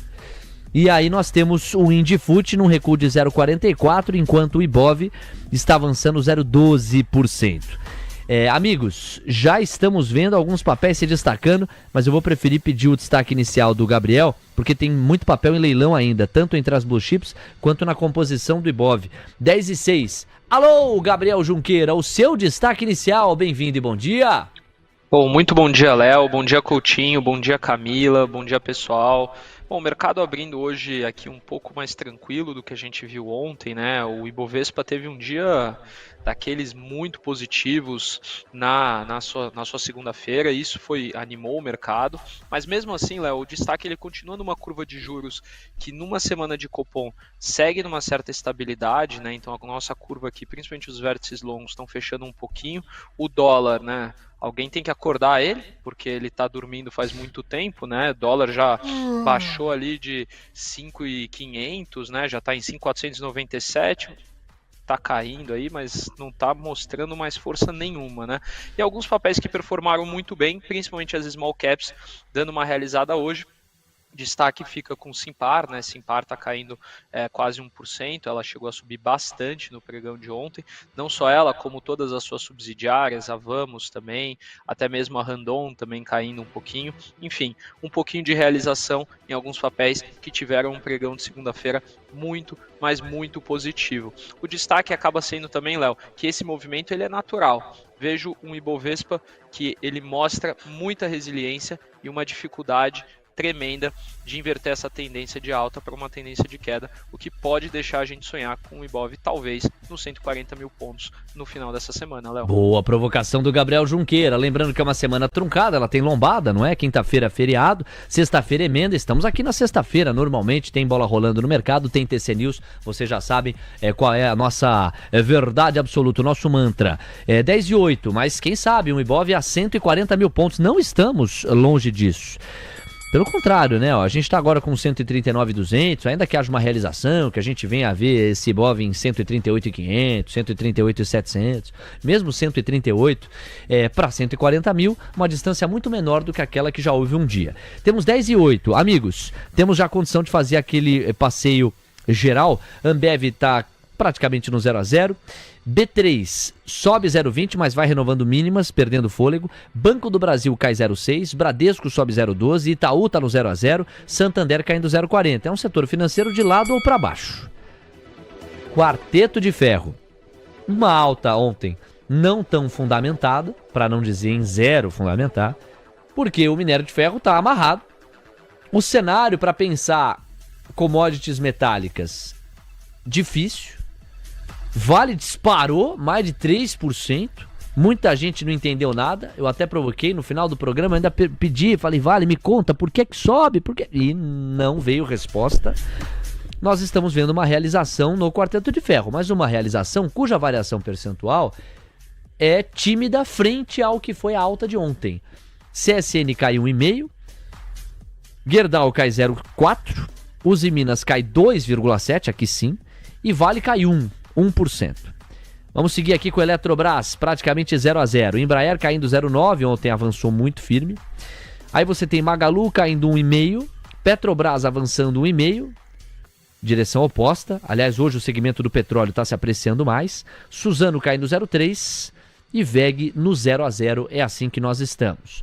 10 horas com 10 minutos, os destaques de alta e os destaques de baixa, Direcional, PetroRecôncavo, Petrobras e Prio são os papéis que mais avançam. O petróleo vai sobrando nos destaques positivos. Uzi Minas, Asa 3, Magalu, Lojas Renner e CSN, os papéis que mais caem. Você vê realização de papéis mais cíclicos, do tipo Magalu, e punição para os papéis que ontem brilharam no quarteto de ferro, Uzi Minas e CSN, por exemplo. 10 horas 10 minutos, com tudo isso em mente, o dólar cota R$ 5,497. Voltou a cair o dólar, hein? Que beleza! O real vai brilhando. E o Ibovespa ainda resiste, tá no 0 a 0, 0,05% de avanço. Tem 139.324 pontos. TC News, seu resultado é nossa marca. Minerva Foods, a maior exportadora de carne bovina da América Latina, presente em mais de 100 países. Foco, disciplina e consistência fazem parte do nosso DNA. Minerva Foods, conectando pessoas, alimentos e natureza. Muito bem, senhoras e senhores, Camila Nascimento começa a organizar algumas das notícias corporativas separadas, cujas manchetes trouxemos há pouco. Vamos lá, Cá, com você, com qual história a gente começa? À vontade. Vamos começar falando então de BRF Marfrig. A coluna do Lauro Jardim destacou ontem uma reportagem que a Comissão de Valores Imobiliários suspendeu a assembleia que votaria a fusão entre as duas companhias. O colegiado da CVM, então, acabou de suspender a Assembleia Geral Extraordinária, convocada para votar no dia 18, a fusão entre Marfrig e BRF. O acionista minoritário da BRF, a Latash Capital, que entrou com esse pedido, alegou insuficiência da documentação apresentada, ilegalidades na formulação da ordem do dia, ausência de independência dos membros de comitês alegadamente independentes e participação dos controladores na liberação do Conselho de Administração da BRF e da Marfrig, entre as questões. Junqueira, como que essa notícia repercute nos papéis? Bom, Cami, é uma notícia negativa, né? É inegável isso. A gente está vendo aqui que tanto o BRF quanto o Marfrig ainda estão inibidas de negociação na manhã dessa terça-feira, né? Então, é uma notícia que traz uma incerteza muito grande para um movimento que parecia dado, né? O importante é destacar que a CVM também afirmou que não encontrou indícios iniciais de quebra de independência por parte dos comitês, embora os questionamentos sigam sendo feitos pelos minoritários, que pode trazer aqui, até de certa forma, assim, só meio que uma marolinha nessa situação. Porém, não é uma notícia positiva, né? O desfecho mais provável disso é algo que pode favorecer a BRF, que pode tentar aumentar ali, né, a relação de troca de ações, então os acionistas da BRF ganharem mais ações da nova empresa, da Marfrig ali, somado, então isso tudo pode ser positivo para algum acionista minoritário da BRF, mas eu não vejo ainda como uma notícia ou como algo que vai inviabilizar a fusão, só talvez trazer um pouco mais de incerteza. E o gráfico, Coutinho, o que ele conta pra gente? Coloquei os dois para você lado a lado. Marfrig tá bonitão, né? Você vê, sobe, corrigiu, sobe. Apesar da lateralização, Marfrig é um envelope de alta. Você vê a vol no candle, né? O candle pegou, deu uma espichada, voltou. A lateralização, ok, você tem aí, para quem está comprado em Marfrig, custo de oportunidade do dinheiro parado, mas a formação gráfica é benéfica, objetivo 2666. Já BRFS3, essa tá ruim. Você vê que o ativo lateralizou, chegou aqui na casa dos 23 e aí faz uma figura de convergência, né? Ou seja, graficamente difícil dizer para onde vai. Se tivesse que cravar, eventualmente poderia pegar só esse pedacinho e montar um envelope de alta em cima dele, mas de novo, né, com esse pedaço aqui fica ruim. Eu iria para Marfrig, mas no contexto geral, ambas travadas. Você vê que ambas lateralizadas, Marfrig lateralizada praticamente um mês e BRFS3 praticamente lateralizada há 2 meses. 10,14, a moeda americana voltou a buscar mínimas. R$5,494. 0,09% de marcha ré, a moeda americana continua em trajetória de baixa, o real vai se apreciando, vai se fortalecendo. O Ibovespa, por sua vez, no 0 a 0, e o hino que leva o ouvinte à Disney volta a encorpar as nossas transmissões. O Léo Pinheiro já tá com um pezinho lá, acompanhando a queima de fogos no castelo. Depois você pede umas dicas pro Lucas Wood, que de Disney o homem entende, hein? Às 10h15. Vamos fazer o seguinte, Central TC Investimentos, daqui a pouquinho, o glorioso Gabriel Junqueira destacará um update do Bradesco BBI sobre construtoras de baixa renda. Atenção, você que monitora o segmento da construção civil. Tem também Fras 3 no radar. E ainda, os destaques noticiosos que nos levam a Petrobras, Itaúsa e Brava Energia, além dos pedidos da audiência. Tem gente querendo Banco do Brasil, tem gente querendo Petrobras, o próprio Giro de Notícias já vai contemplar, E tem gente pedindo Wagner 3. As pessoas que pedem Wagner 3 já se posicionaram. As pessoas que pedem Wagner 3 entendem que este apresentador não mentiu nem está surdo. Entendem que Coutinho, em vez de Vale 3, falou ontem Wagner 3. Inclusive, eu já recebi aqui, por parte do Supremo Tribunal do TC, o vídeo. Eu estou autorizado a exibir ao longo do programa de hoje. Agenda. O Coutinho dobrou a aposta dizendo que não, hein? Ó, antes da central, deixa eu pagar a produção industrial lá nos Estados Unidos. É com você, Camila Nascimento. A produção industrial dos Estados Unidos no mês de maio registrou retração de 0,2%. A previsão para o dado era de estabilidade e anteriormente a produção industrial no mês anterior também tinha registrado estabilidade, Léo. Olha, é mais uma fotografia que a gente vai somar, vai aproximar de vendas no varejo e uma fotografia negativa para a atividade americana. Veja aqui a tabela da volatilidade, você vai acompanhando comigo o DXY no 0 a 0. Pouco mudou. Os yields de 2, 10 e 30 anos também pouco mudaram. Nós temos aqui 3 pontos base a menos nos pedidos de prêmio. O VIX coincide com este dado da produção industrial, uma saída de 5,5% para 6% de estresse, 20,29 pontos.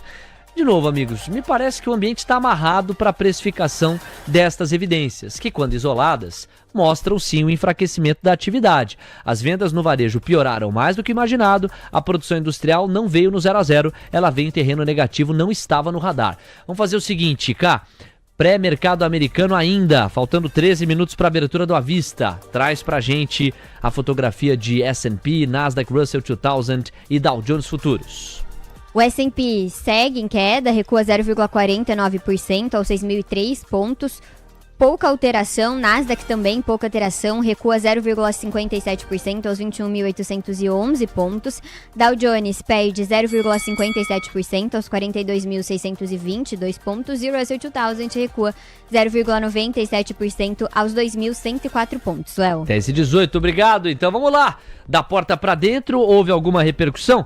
O Ibovespa busca máximas, 0,17% de avanço, 139.496 pontos. E o dólar caindo 0,12, R$ 5,493. É a dobradinha campeã no kit dos comprados, em bolsa pra cima, dólar pra baixo. Vamos ver qual oportunidade o Guto tá flagrando. Daqui a pouco tem mais Coutinho e Gabriel Junqueira. É com você, Guto, bem-vindo. Muito bom dia a todos.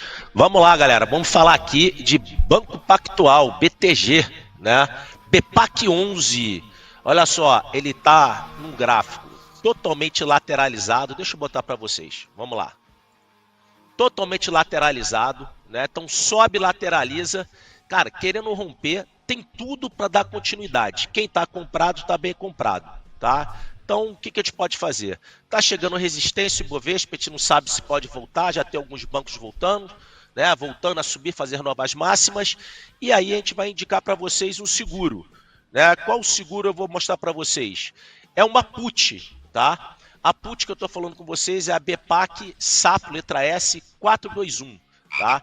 Quem compra a put te dá o direito, tá, de exercer a venda a 42,11, tá? No meio do spread a 1,31. Então o que acontece? Você compra a ação, né? Quem está comprado não sei o preço, mas se você comprar agora, tá? Tá aqui, 42,97, perda máxima 2%. O que eu estou falando? Acima de 42,97 é lucro, né, infinito, e para baixo você fica, né, redeado, tranquilão por 22 dias, porque a faca na caveira, dinheiro na carteira, e vamos ao pensamento do dia.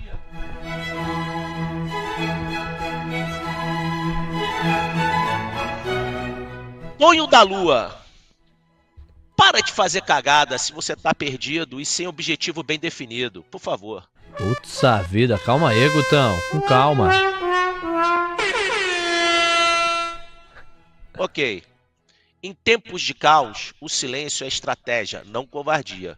Guerreiro sábio, observa antes de agir. Beijo no coração. Às 10h20, Guto Cerávolo, com as reflexões mais profundas do mercado. Amigos, faltando 10 minutos para a abertura do mercado à vista lá nos Estados Unidos, Camila Nascimento dá sequência ao giro das notícias, no momento em que Uzi Minas entra em leilão depois de cair 6,09%. A B3 olhou e falou, já para leilão. Choradeira dos comprados em Usiminas, hein? Cá, vamos lá, próximo destaque. Antes, Léo, só para registrar, tem relatório de Usiminas, por isso o papel recua. Opa. Teve a recomendação rebaixada por analistas do Itaú BBA de compra para neutra. O preço-alvo estabelecido por analistas do BBA ficou em R$ 5,90. Junqueira, quer opinar sobre Usiminas e esse relatório? Bom, Cami, Usiminas, né? Eu acho que Usiminas é um papel que ele sofre demais também com tudo aquilo que a gente falou do minério de ferro ontem e principalmente agora com a questão, né, das tarifas de aço, das questões das exportações. A Usiminas, diferente da Gerdau, ela não tem, né, uma coisa nos Estados Unidos para que possa tentar driblar isso e traz para ela uma situação muito complicada. Assim, são papéis muito cíclicos e papéis que, infelizmente, né, quando a gente fala aí do quarteto de aço, estão aí deixando a desejar. Ontem a Vale, né, ou a Wagner teve um baita de um pregão, porém, nada que mude aí a tendência de longo prazo para isso, né? E o gráfico, Coutinho? Vamos lá, eu tô me recompondo aqui da Wagner. Até você entrou nessa seara, pô, eu não acredito, hein? A pressão é muito grande. Os Minas tá lá, tá ruim. O ativo cota R$ 4,68 em leilão. Você tem um suporte, você tem uma dupla confirmação de suporte. Poderia ser uma compra especulativa sobre suporte, mas pelo cenário ruim, né? Você tem um suporte importante. Quem está comprado passa um calor enorme, eventualmente aqui você teria, graficamente falando, a possibilidade que o papel subisse, mas em termos de contexto, longa lateralização, longo canal de baixa, não tem nem o que falar. Bom, nós temos 10 horas com 22 minutos. Cá, agora, dando sequência aqui ao giro corporativo, a gente sai da questão Marfrig, BRF, sai também da questão de Usiminas e olha para Petrobras. Por quê? Isso mesmo, a Petrobras assinou contratos de quase 5 bilhões de reais para expandir a refinaria Abreu e Lima em Pernambuco, o que vai dobrar a capacidade para 260 mil barris diários até 2029 na refinaria.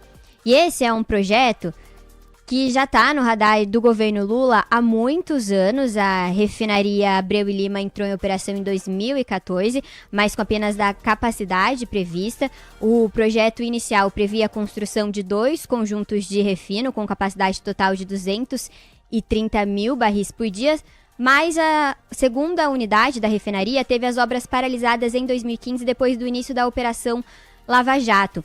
As obras de ampliação da refinaria foram retomadas em 18 de janeiro de 2024 e agora foi confirmado a magnitude desse investimento na Abreu e Lima. A Petrobras avança 1,43% aos R$ 32,66, acompanhando também o movimento do petróleo Brent nesta terça-feira. Junqueira, qual é a sua análise desse investimento na refinaria Abreu e Lima pela Petrobras? Bom, acho que foi um investimento péssimo, né? A empresa demorou ali para conseguir operar, foi muito caro, muito custoso, todas as questões ali que envolveram também problemas judiciais na refinaria de Abreu e Lima, enfim.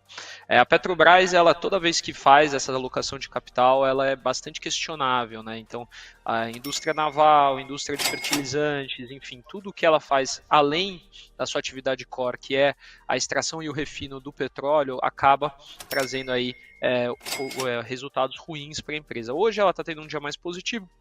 Volto a dizer, Petrobras está operando muito em relação ao Brent do petróleo e no cenário atual externo é um cenário que o investidor tem que ter muita cautela para fazer qualquer movimento, com muita volatilidade, muita incerteza do que está acontecendo no Oriente Médio, né? A qualquer momento a gente pode ter um desdobramento aí que ninguém estava imaginando e isso pode gerar alguma movimentação muito abrupta para um lado ou para o outro, né? Então toda cautela é pouca quando a gente pensa disso. Antes só, eu queria fazer uma correção aqui que eu de manhã falei que, quando eu abri aqui, que algumas empresas como o Grupo Simpar estavam realizando, o Simpar já virou e está subindo bastante, não só ela, como todas as suas subsidiárias, Movida e JSL, nas máximas do dia, todas elas aí subindo praticamente 1% nessa virada do dia já.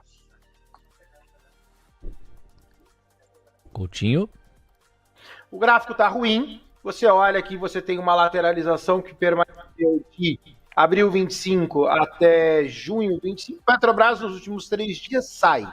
Essa alta, ela não é uma alta alicerçada por uma figura. O ativo simplesmente estava lá acima de 31,25, agora abaixo de 33,74. Então, assim, quem está comprado, ok. Você tem essa alta que te tirou desse marasmo. Como o Junqueira fala, você não tem nenhum cenário, pelo menos para mim, para manutenção estrutural dessa alta. Você tem uma resistência a 33,74, ativo cota 3268. Eu acho que vale eventualmente colocar um dispositivo de saída no 3374 e quem está comprado, lógico, colocar um stop, porque da mesma forma que foi, ainda que eu não tenha nenhuma figura gráfica, esse cara pode pegar e voltar para dentro do canal. Itaúsa é a nossa próxima atração, vai lá, cá. A companhia anunciou que aprovou 650 milhões em JCP. De acordo com o anúncio da empresa, o valor bruto será de cerca de 5 centavos por ação, sem uma previsão de atualização. Então esse é o destaque em relação à Itaúsa. Vou pedir para você comentar então sobre a companhia, Junqueira, e o que você acha do papel.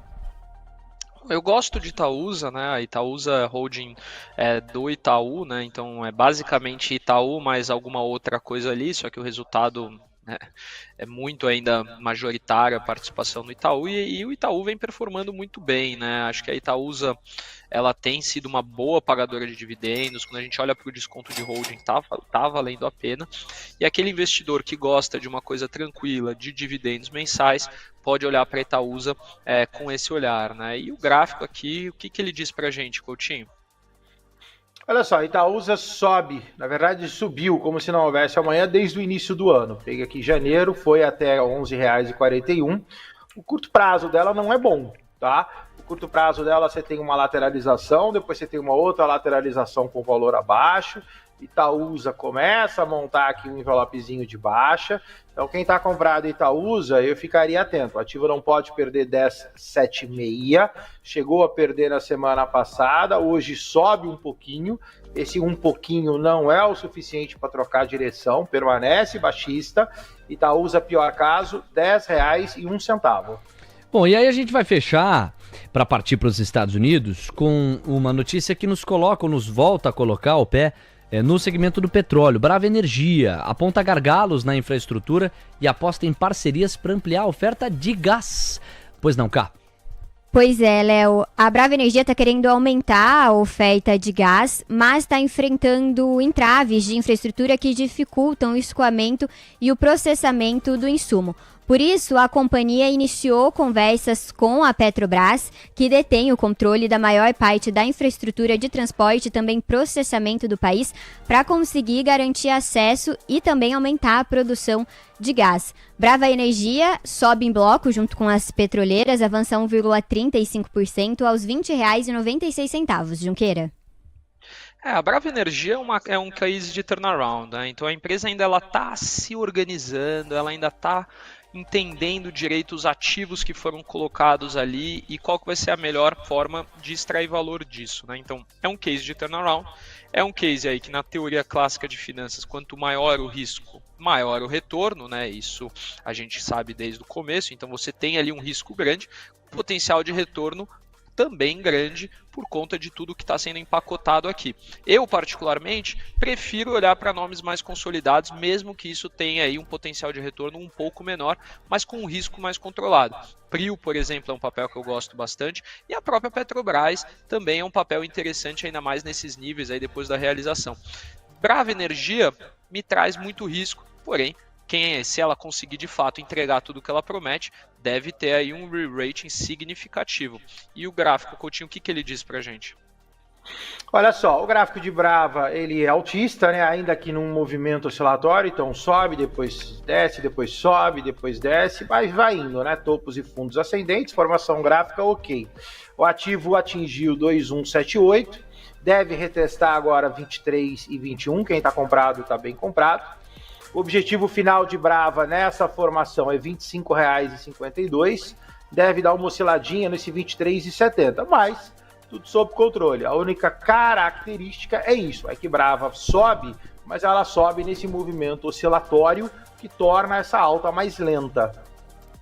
10h30, a partir de agora, no oferecimento de CME Group, a maior bolsa de derivativos do mundo. Você acompanha o minuto a minuto da abertura do mercado à vista nos Estados Unidos.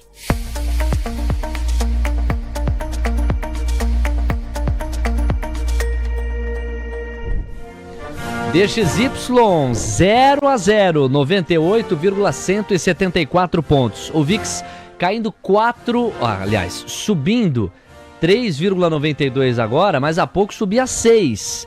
A Cá está investigando sobre se saiu alguma coisa em termos de noticiário. Por hora, aqui nos painéis que a gente monitora, não.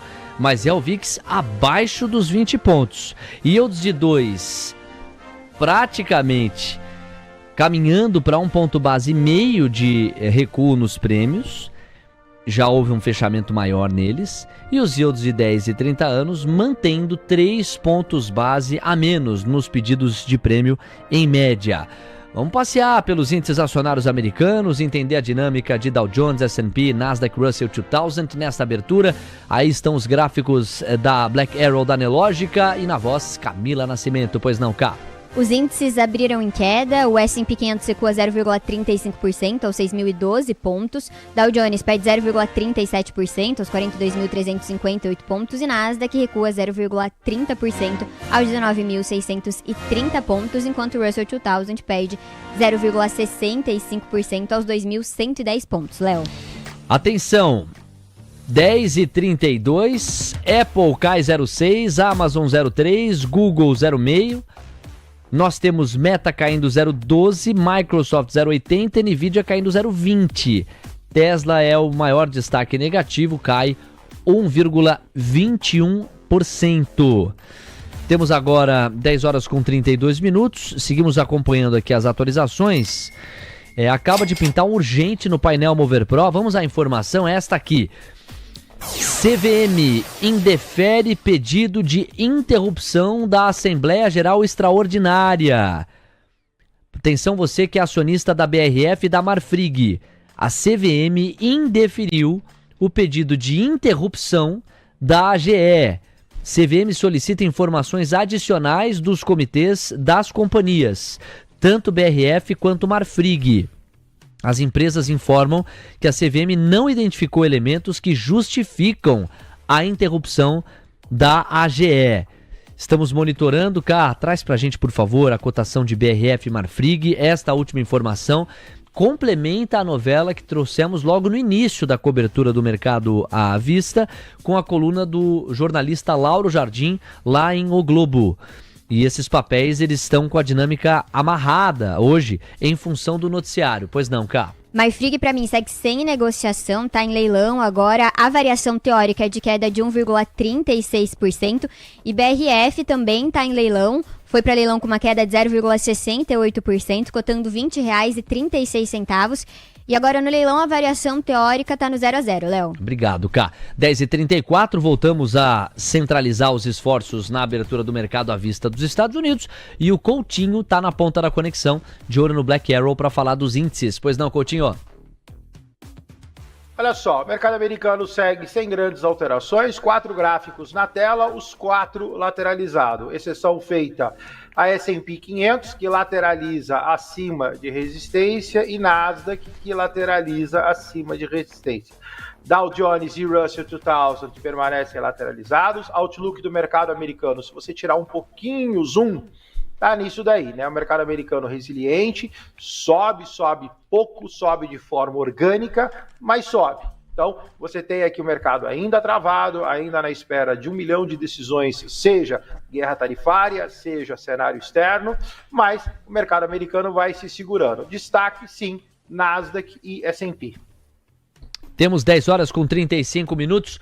Coutinho, em relação à tabela da volatilidade, vai nos chamando a atenção o VIX, que volta para a região dos 19,82 pontos, portanto abaixo dos 20. Nós não encontramos nenhum fato que ajude a explicar por que o VIX perdeu os 20. É um simbolismo enorme o patamar de 20 pontos para o VIX. Graficamente, qual que é o fôlego desse movimento de baixa? Olha, Léo, o VIX ele está lateralizado na região, que é uma região, entre aspas, de compra, né? Ou seja, na parte inferior do gráfico, mas não tem figura. Tem aqui uma longa lateralização entre 16 e 23. Aqui subiu 2 dias atrás, caiu, cai no dia de hoje e permanece. Eu posso ter sim um movimento ainda de correção que me leva a 16, mas não tenho nenhuma figura gráfica, tanto para cima quanto para baixo. Permanece numa congestão, permanece lateralizado, por enquanto sem viés. Gabriel Junqueira, o seu destaque inicial nessa abertura do mercado à vista nos Estados Unidos. Fala, meu querido Gabriel, pois não? Bom, corrobora aqui, né, o que o Coutinho comentou, né, o mercado dos Estados Unidos está no aguardo de muita coisa acontecer para ele tomar uma direção, e isso vem em linha aí com o que a gente vai apontando desde os outros dias, né? Então, um mercado que ele não tem uma tendência clara de alta, como era um tempo atrás, um mercado que exige que o investidor olhe para um stock picking de forma bastante criteriosa, né? Então, isso é muito importante hoje, você fazer a escolha dos papéis nos Estados Unidos. O que é importante também destacar, né, Léo, é que assim, além dos papéis que a gente faz das ações dos Estados Unidos, no mercado americano você também consegue, né, se expor a outros mercados via derivativos, via ETFs, né? Então você consegue comprar bolsa do Chile, bolsa da Colômbia, bolsas ao redor do mundo, também via o mercado americano, que são alternativas interessantes, né? Um destaque que para mim ficou muito legal aqui é o pessoal da Wells Fargo colocando que a WhatsApp, né, que agora vai começar a ter anúncios, né, no WhatsApp, né, acho que todos nós aqui usamos esse aplicativo, e eles fazem uma previsão de uma receita de em torno de 6 bi de dólar para a Meta com esses anúncios no WhatsApp, né, algo que pode chegar próximo ali do que é o Instagram, né, os anúncios do Instagram para a Meta, e aí trazer uma melhor receita para a empresa, né, eles são positivos com a Meta, vem a empresa ali com um upside muito interessante para o ano de 2026, em especial agora que teremos esses anúncios no WhatsApp, Léo. Tanto é que Meta respondeu bem ontem e segue respondendo hoje, né? Meta tá no 0-0. Num dia em que Tesla cai 1,20, Microsoft 0,7, Google 0,5, Apple 0,74. Nada mal você conseguir segurar. Vamos para o gráfico de Meta, que tem um claro envelope de alta, não é, Coutinho? Subiu, lateralizou, subiu e a tendência segue altista. Perfeito, olha só, fez o primeiro envelope, fez o segundo envelope, tá fazendo o terceiro, bonitão, sobe, lateraliza, deveria se distanciar de 693 dólares, o objetivo de Meta 759, quem tá comprado, bem comprado, deve dar um pit stop aqui a 740 dólares, mas tudo sob controle. Novas compras, a critério, para mim de novo, último terço do movimento, eu sou mais para manutenção. 10h38, agora o impacto da abertura do mercado à vista nos Estados Unidos, aqui para nós brasileiros. Olha essa moeda americana, segura esse dólar, ele não para de cair, 0,25% de marcha ré, R$ 5,486. Olha que os 5,45 acabam sendo um próximo horizonte, factível diante dessa queda tão forte. Para que vocês tenham ideia, no ano o dólar já acumula uma queda de 14,5% praticamente. 14,5% de marcha ré. Dólar cotado em R$ 5,488. Bom, Ibovespa 0-0, 0,04% de avanço, 139.309 pontos. Daqui a pouquinho tem os pedidos da audiência. No radar, Vale, Petrobras a gente já falou, já graficou, mas Vale, Banco do Brasil. Duas perguntas envolvendo construção civil. O Gabriel monitora um relatório do Bradesco BBI, segundo o qual houve update e não sei se a recomendação é de compra, mas houve um update, uma atualização em relação às empresas de construção civil focadas em baixa renda. Daqui a pouquinho, quando a gente voltar a mergulhar no mercado à vista do Brasil, nós traremos essas e outras atrações. Na composição do Ibov, o que é que está se destacando aqui?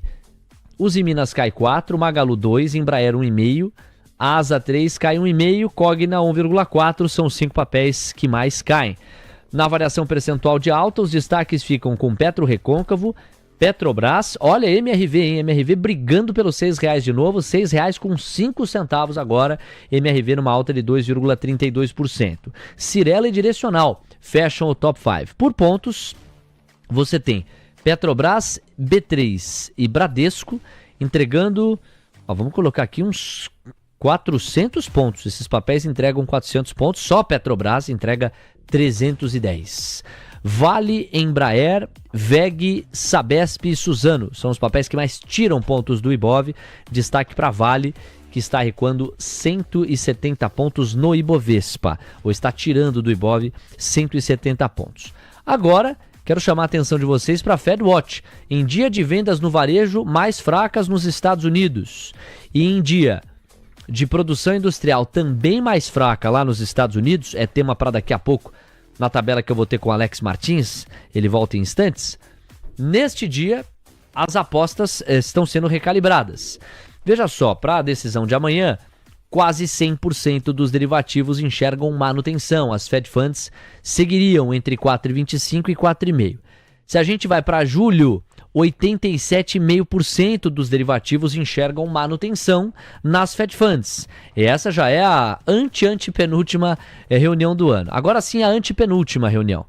Setembro. Veja como a maioria dos derivativos enxerga uma queda, um corte. Olha aí, 56,5% dos derivativos enxergam as Fed Funds entre 4 e 4,25 a partir do mês de setembro. Na penúltima decisão do ano, o mercado está bem dividido. 17,6% não vem espaço para cortes até lá, 46% vem espaço para um corte até outubro e 33% já tiram a manguinha de fora, enxergando um segundo corte em outubro. Para dezembro, jogo equilibrado, você tem 28% dos derivativos vendo um corte até o fim do ano, 41% vendo 2 cortes e 22,5% vendo 3 cortes. O cenário base, Gabriel, continua sendo de 2 cortes por parte do Fed, que amanhã bate o martelo do que vai fazer com as Fed Funds. Ampla expectativa por manutenção e ampla ansiedade pela comunicação. Pois é, Léo, mas mesmo assim, né, acho que o mercado em geral vê um espaço muito curto para cortes nos Estados Unidos, com todas essas incertezas que a gente está vendo, né? Então, não é só sobre um mercado lá fora que não tem uma tendência de alta, é também sobre a questão de juros, né? Enquanto a gente tiver os treasuries nos Estados Unidos no patamar atual, vai ser muito difícil que você tenha ali uma mudança de fluxo, uma mudança clara para isso. Só que isso acaba trazendo muita oportunidade, né? Até teve uma casa de research que ontem mesmo, se eu não me engano, fez uma reportagem muito interessante no portal do Brasil Journal, falando justamente sobre isso e como isso abre alternativa para mercados emergentes, como o mercado brasileiro, como o mercado chinês, como outros mercados aqui da América Latina ou argentino. E o investidor que olha para a Bolsa dos Estados Unidos, apesar de não ter no mercado americano uma possibilidade, ele pode investir nesses mercados. Afinal de contas, você compra EWZ, se você quiser, via mercado americano. É possível, o EWZ negocia na Bolsa de Nova York, como também outros ETFs do Merval, que é o Ibovespa da Argentina, do ETF chileno, do ETF da Índia, do ETF da China, enfim. Todas essas oportunidades vão surgindo, porque muito se fala que o último ciclo de alta muito forte do S&P veio por conta de uma expansão fiscal nos Estados Unidos, que agora vai ter que ter uma correção de rumo, porque a dívida lá está muito grande e eles estão precisando fazer uma mudança estrutural nessa política econômica, e isso abre alternativa para que a gente olhe para esses outros mercados e possa direcionar os nossos investimentos, Léo. 10h44, e dá tempo ainda de endereçar 2 perguntas para o Coutinho com o gancho de mercado americano. O Scholarship tá pedindo Apple. Vai lá, Coutinho. Apple na tela, a PL, double clique e zoomzão. Apple lamentavelmente ruim. Você vê que o ativo está lateralizado, o Apple está sendo questionado aí em função dos avanços de IA e a posição da empresa com relação a isso, e o papel é punido. Você vê que a Apple lateralizada desde abril 25, nessa região de 193 a 214 dólares, Apple a priori baixista, você tem aqui cai, lateraliza para cair. Então, a 197, Apple não poderia perder 193 dólares. Abaixo de 193, Apple azeda. E para fechar, há ainda gente pedindo Nvidia, e essa demanda nunca vai se esgotar, tamanho protagonismo do papel. O gráfico diz o quê? Nvidia tá lindona, olha só, o ativo sobe aqui com um pivôzinho, meio pivô, meio envelope, né, um canal ascendente. NVIDIA rompe 14190, cota 14497. Objetivo de NVIDIA 158. NVIDIA pode, sem problema nenhum, dar uma oscilada aqui nessa região. Já está em cima, 143. Então, na verdade, está no 0 a 0. Então, é só se libertar aqui de 144, 145 dólares e NVIDIA pode subir. Compras, de novo, vou deixar como a critério. Último terço do movimento, eu prefiro simplesmente a manutenção. Quem está comprado em NVIDIA está bem comprado. Temos 10h46, cá para fechar, você separou 2 highlights de Tesla e Microsoft, um de cada. Quais são as informações? O primeiro é um relatório do Wells Fargo em relação à Tesla, que aponta que o fluxo de caixa livre da companhia deve enfraquecer e as entregas devem cair cerca de 20% no ano. Então a Tesla está enfrentando uma deterioração dos fundamentos e o fluxo de caixa pode se tornar negativo pela primeira vez desde 2018, segundo os analistas do banco Wells Fargo, que reiteraram a classificação de venda do papel e o preço-alvo de 120 dólares para as ações. Esse relatório foi divulgado nesta terça-feira pelo banco. E a segunda notícia é em relação à Microsoft. A OpenAI considera uma ação antitruste contra a companhia. A OpenAI e a Microsoft, elas têm um acordo em relação à inteligência artificial, uma parceria importante, mas a OpenAI alega que a Microsoft tem tido comportamento anticompetitivo em relação à gigante da tecnologia, foi o que revelou uma reportagem do Wall Street Journal. A OpenAI busca então reduzir o controle da Microsoft sobre os seus produtos de inteligência artificial e recursos de computação, enquanto também visa obter a aprovação da Microsoft para sua conversão em uma empresa com fins lucrativos, de acordo com fontes ouvidas por essa reportagem. A aprovação da Microsoft é essencial para esses planos da OpenAI, Léo.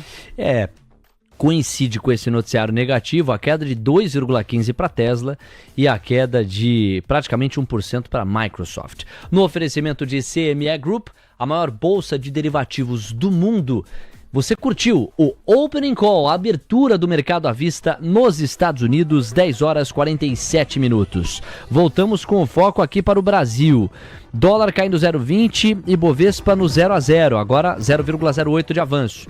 Gabriel, destaca o relatório do BBI, segundo o qual houve um update, uma atualização nas empresas que olham para a construção civil com foco em baixa renda.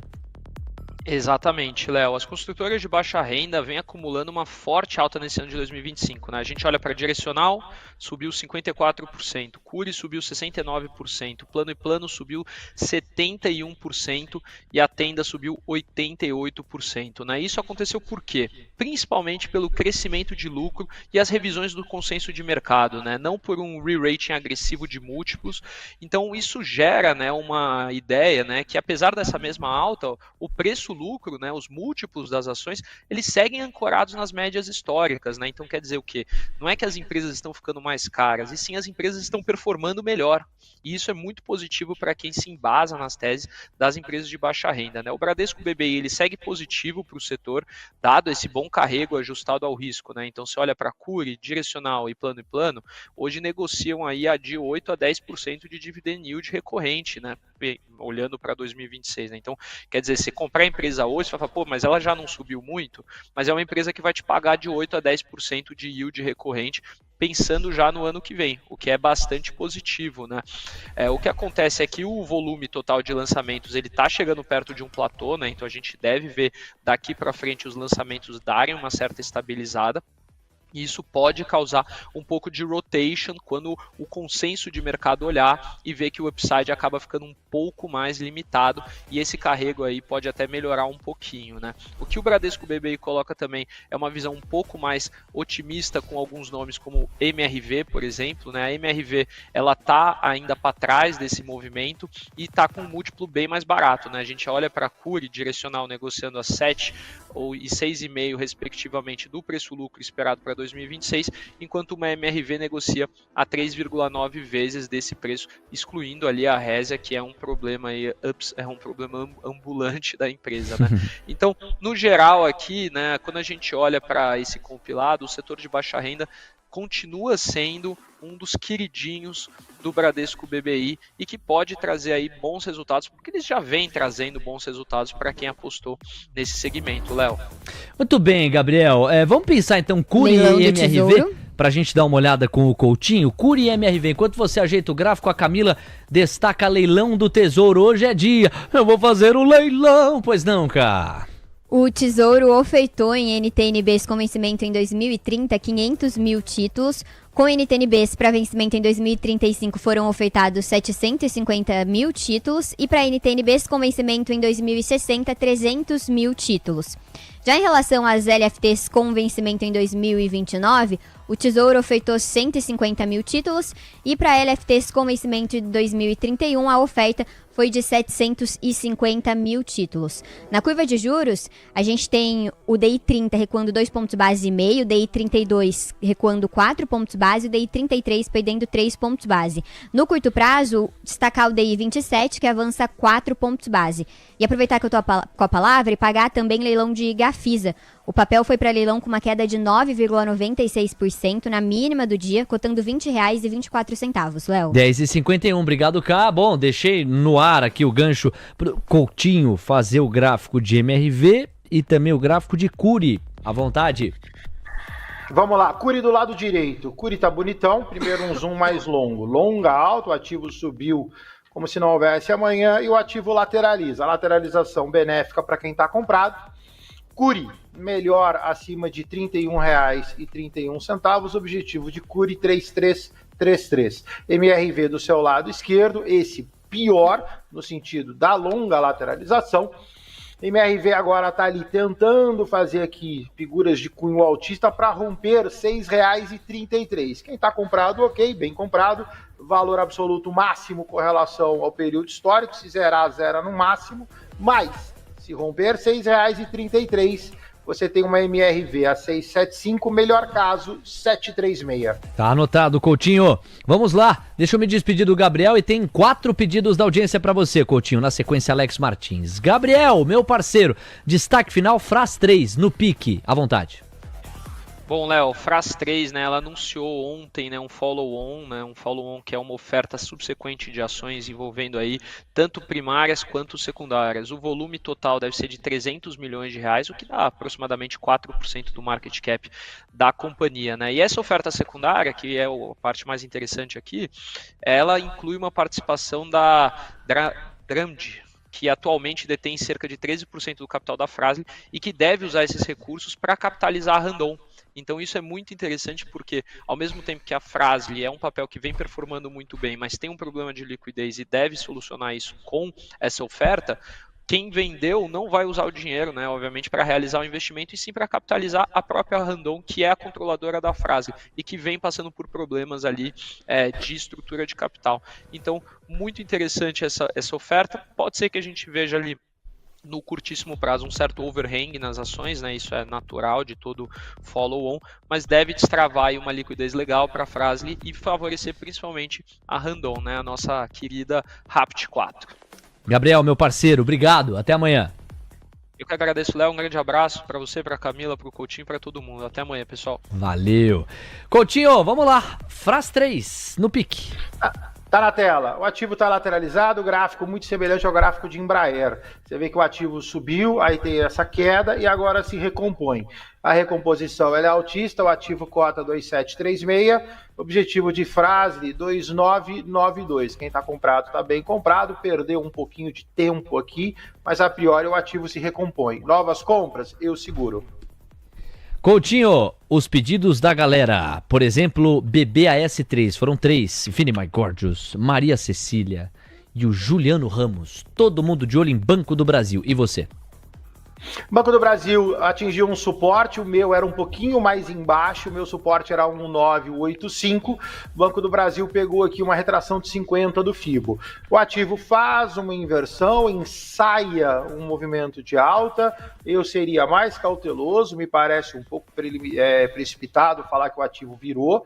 Quem está comprado vai começando a recuperar, mas esse movimento ele tem que destravar primeiro acima de 2284 para a gente poder ter algum tipo de upside, caso contrário permanece dentro do canal, eu ainda não faria nada. Os mais arrojados, ok, compras pequenas, parciais, preço médio positivo. Meu querido Etcar tá por aqui pedindo Home 3. Home 3 na tela, double clique e zoomzão. No caso de home, a formação gráfica lateralizada, você tem uma longa lateralização.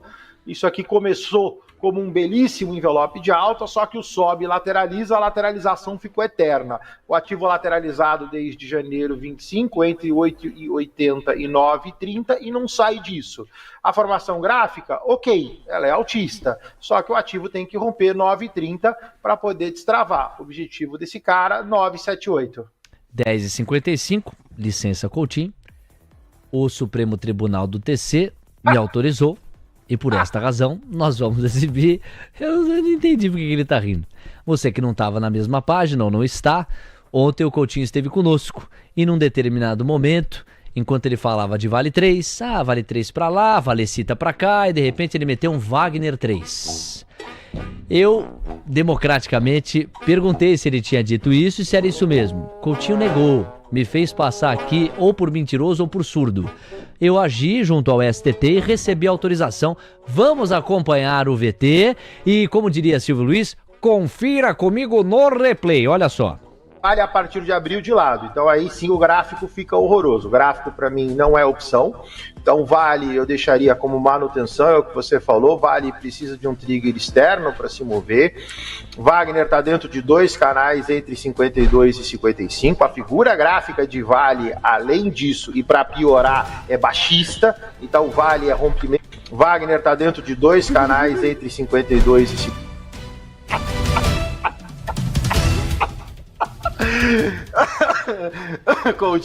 Coutinho sendo punido como se não houvesse o amanhã. Ao persistirem os sintomas, o médico deverá ser consultado. Olha, pra gente fechar, fala de Wagner 3, vai. Vamos lá então, pessoal. Valeci, tá na tela? Vale tá na tela. Vale tá na tela lateralizado. Vale parece Apple. Lateralização 52215567, formação gráfica horrorosa. Wagner, lateralizada desde abril 25, com figura gráfica baixista. Mercado cai, mercado lateraliza, mercado pode cair. Então, no caso de Wagner 3, rompimento de 5221, objetivo 4896. Quem tiver comprado no Vagnão, por gentileza, não vamos brincar em serviço. E ó, Coutinho, já pegou, viu? Tá todo mundo chamando Vale de Wagner. Você é o cara, lançou moda. Um abraço, até mais. Um abraço, pessoal. Fiquem com Deus. Um excelente dia para vocês. Obrigado novamente. Valeu. Esse é o Coutinho. Nossa alegria aqui no dia a dia. Grande Coutinho.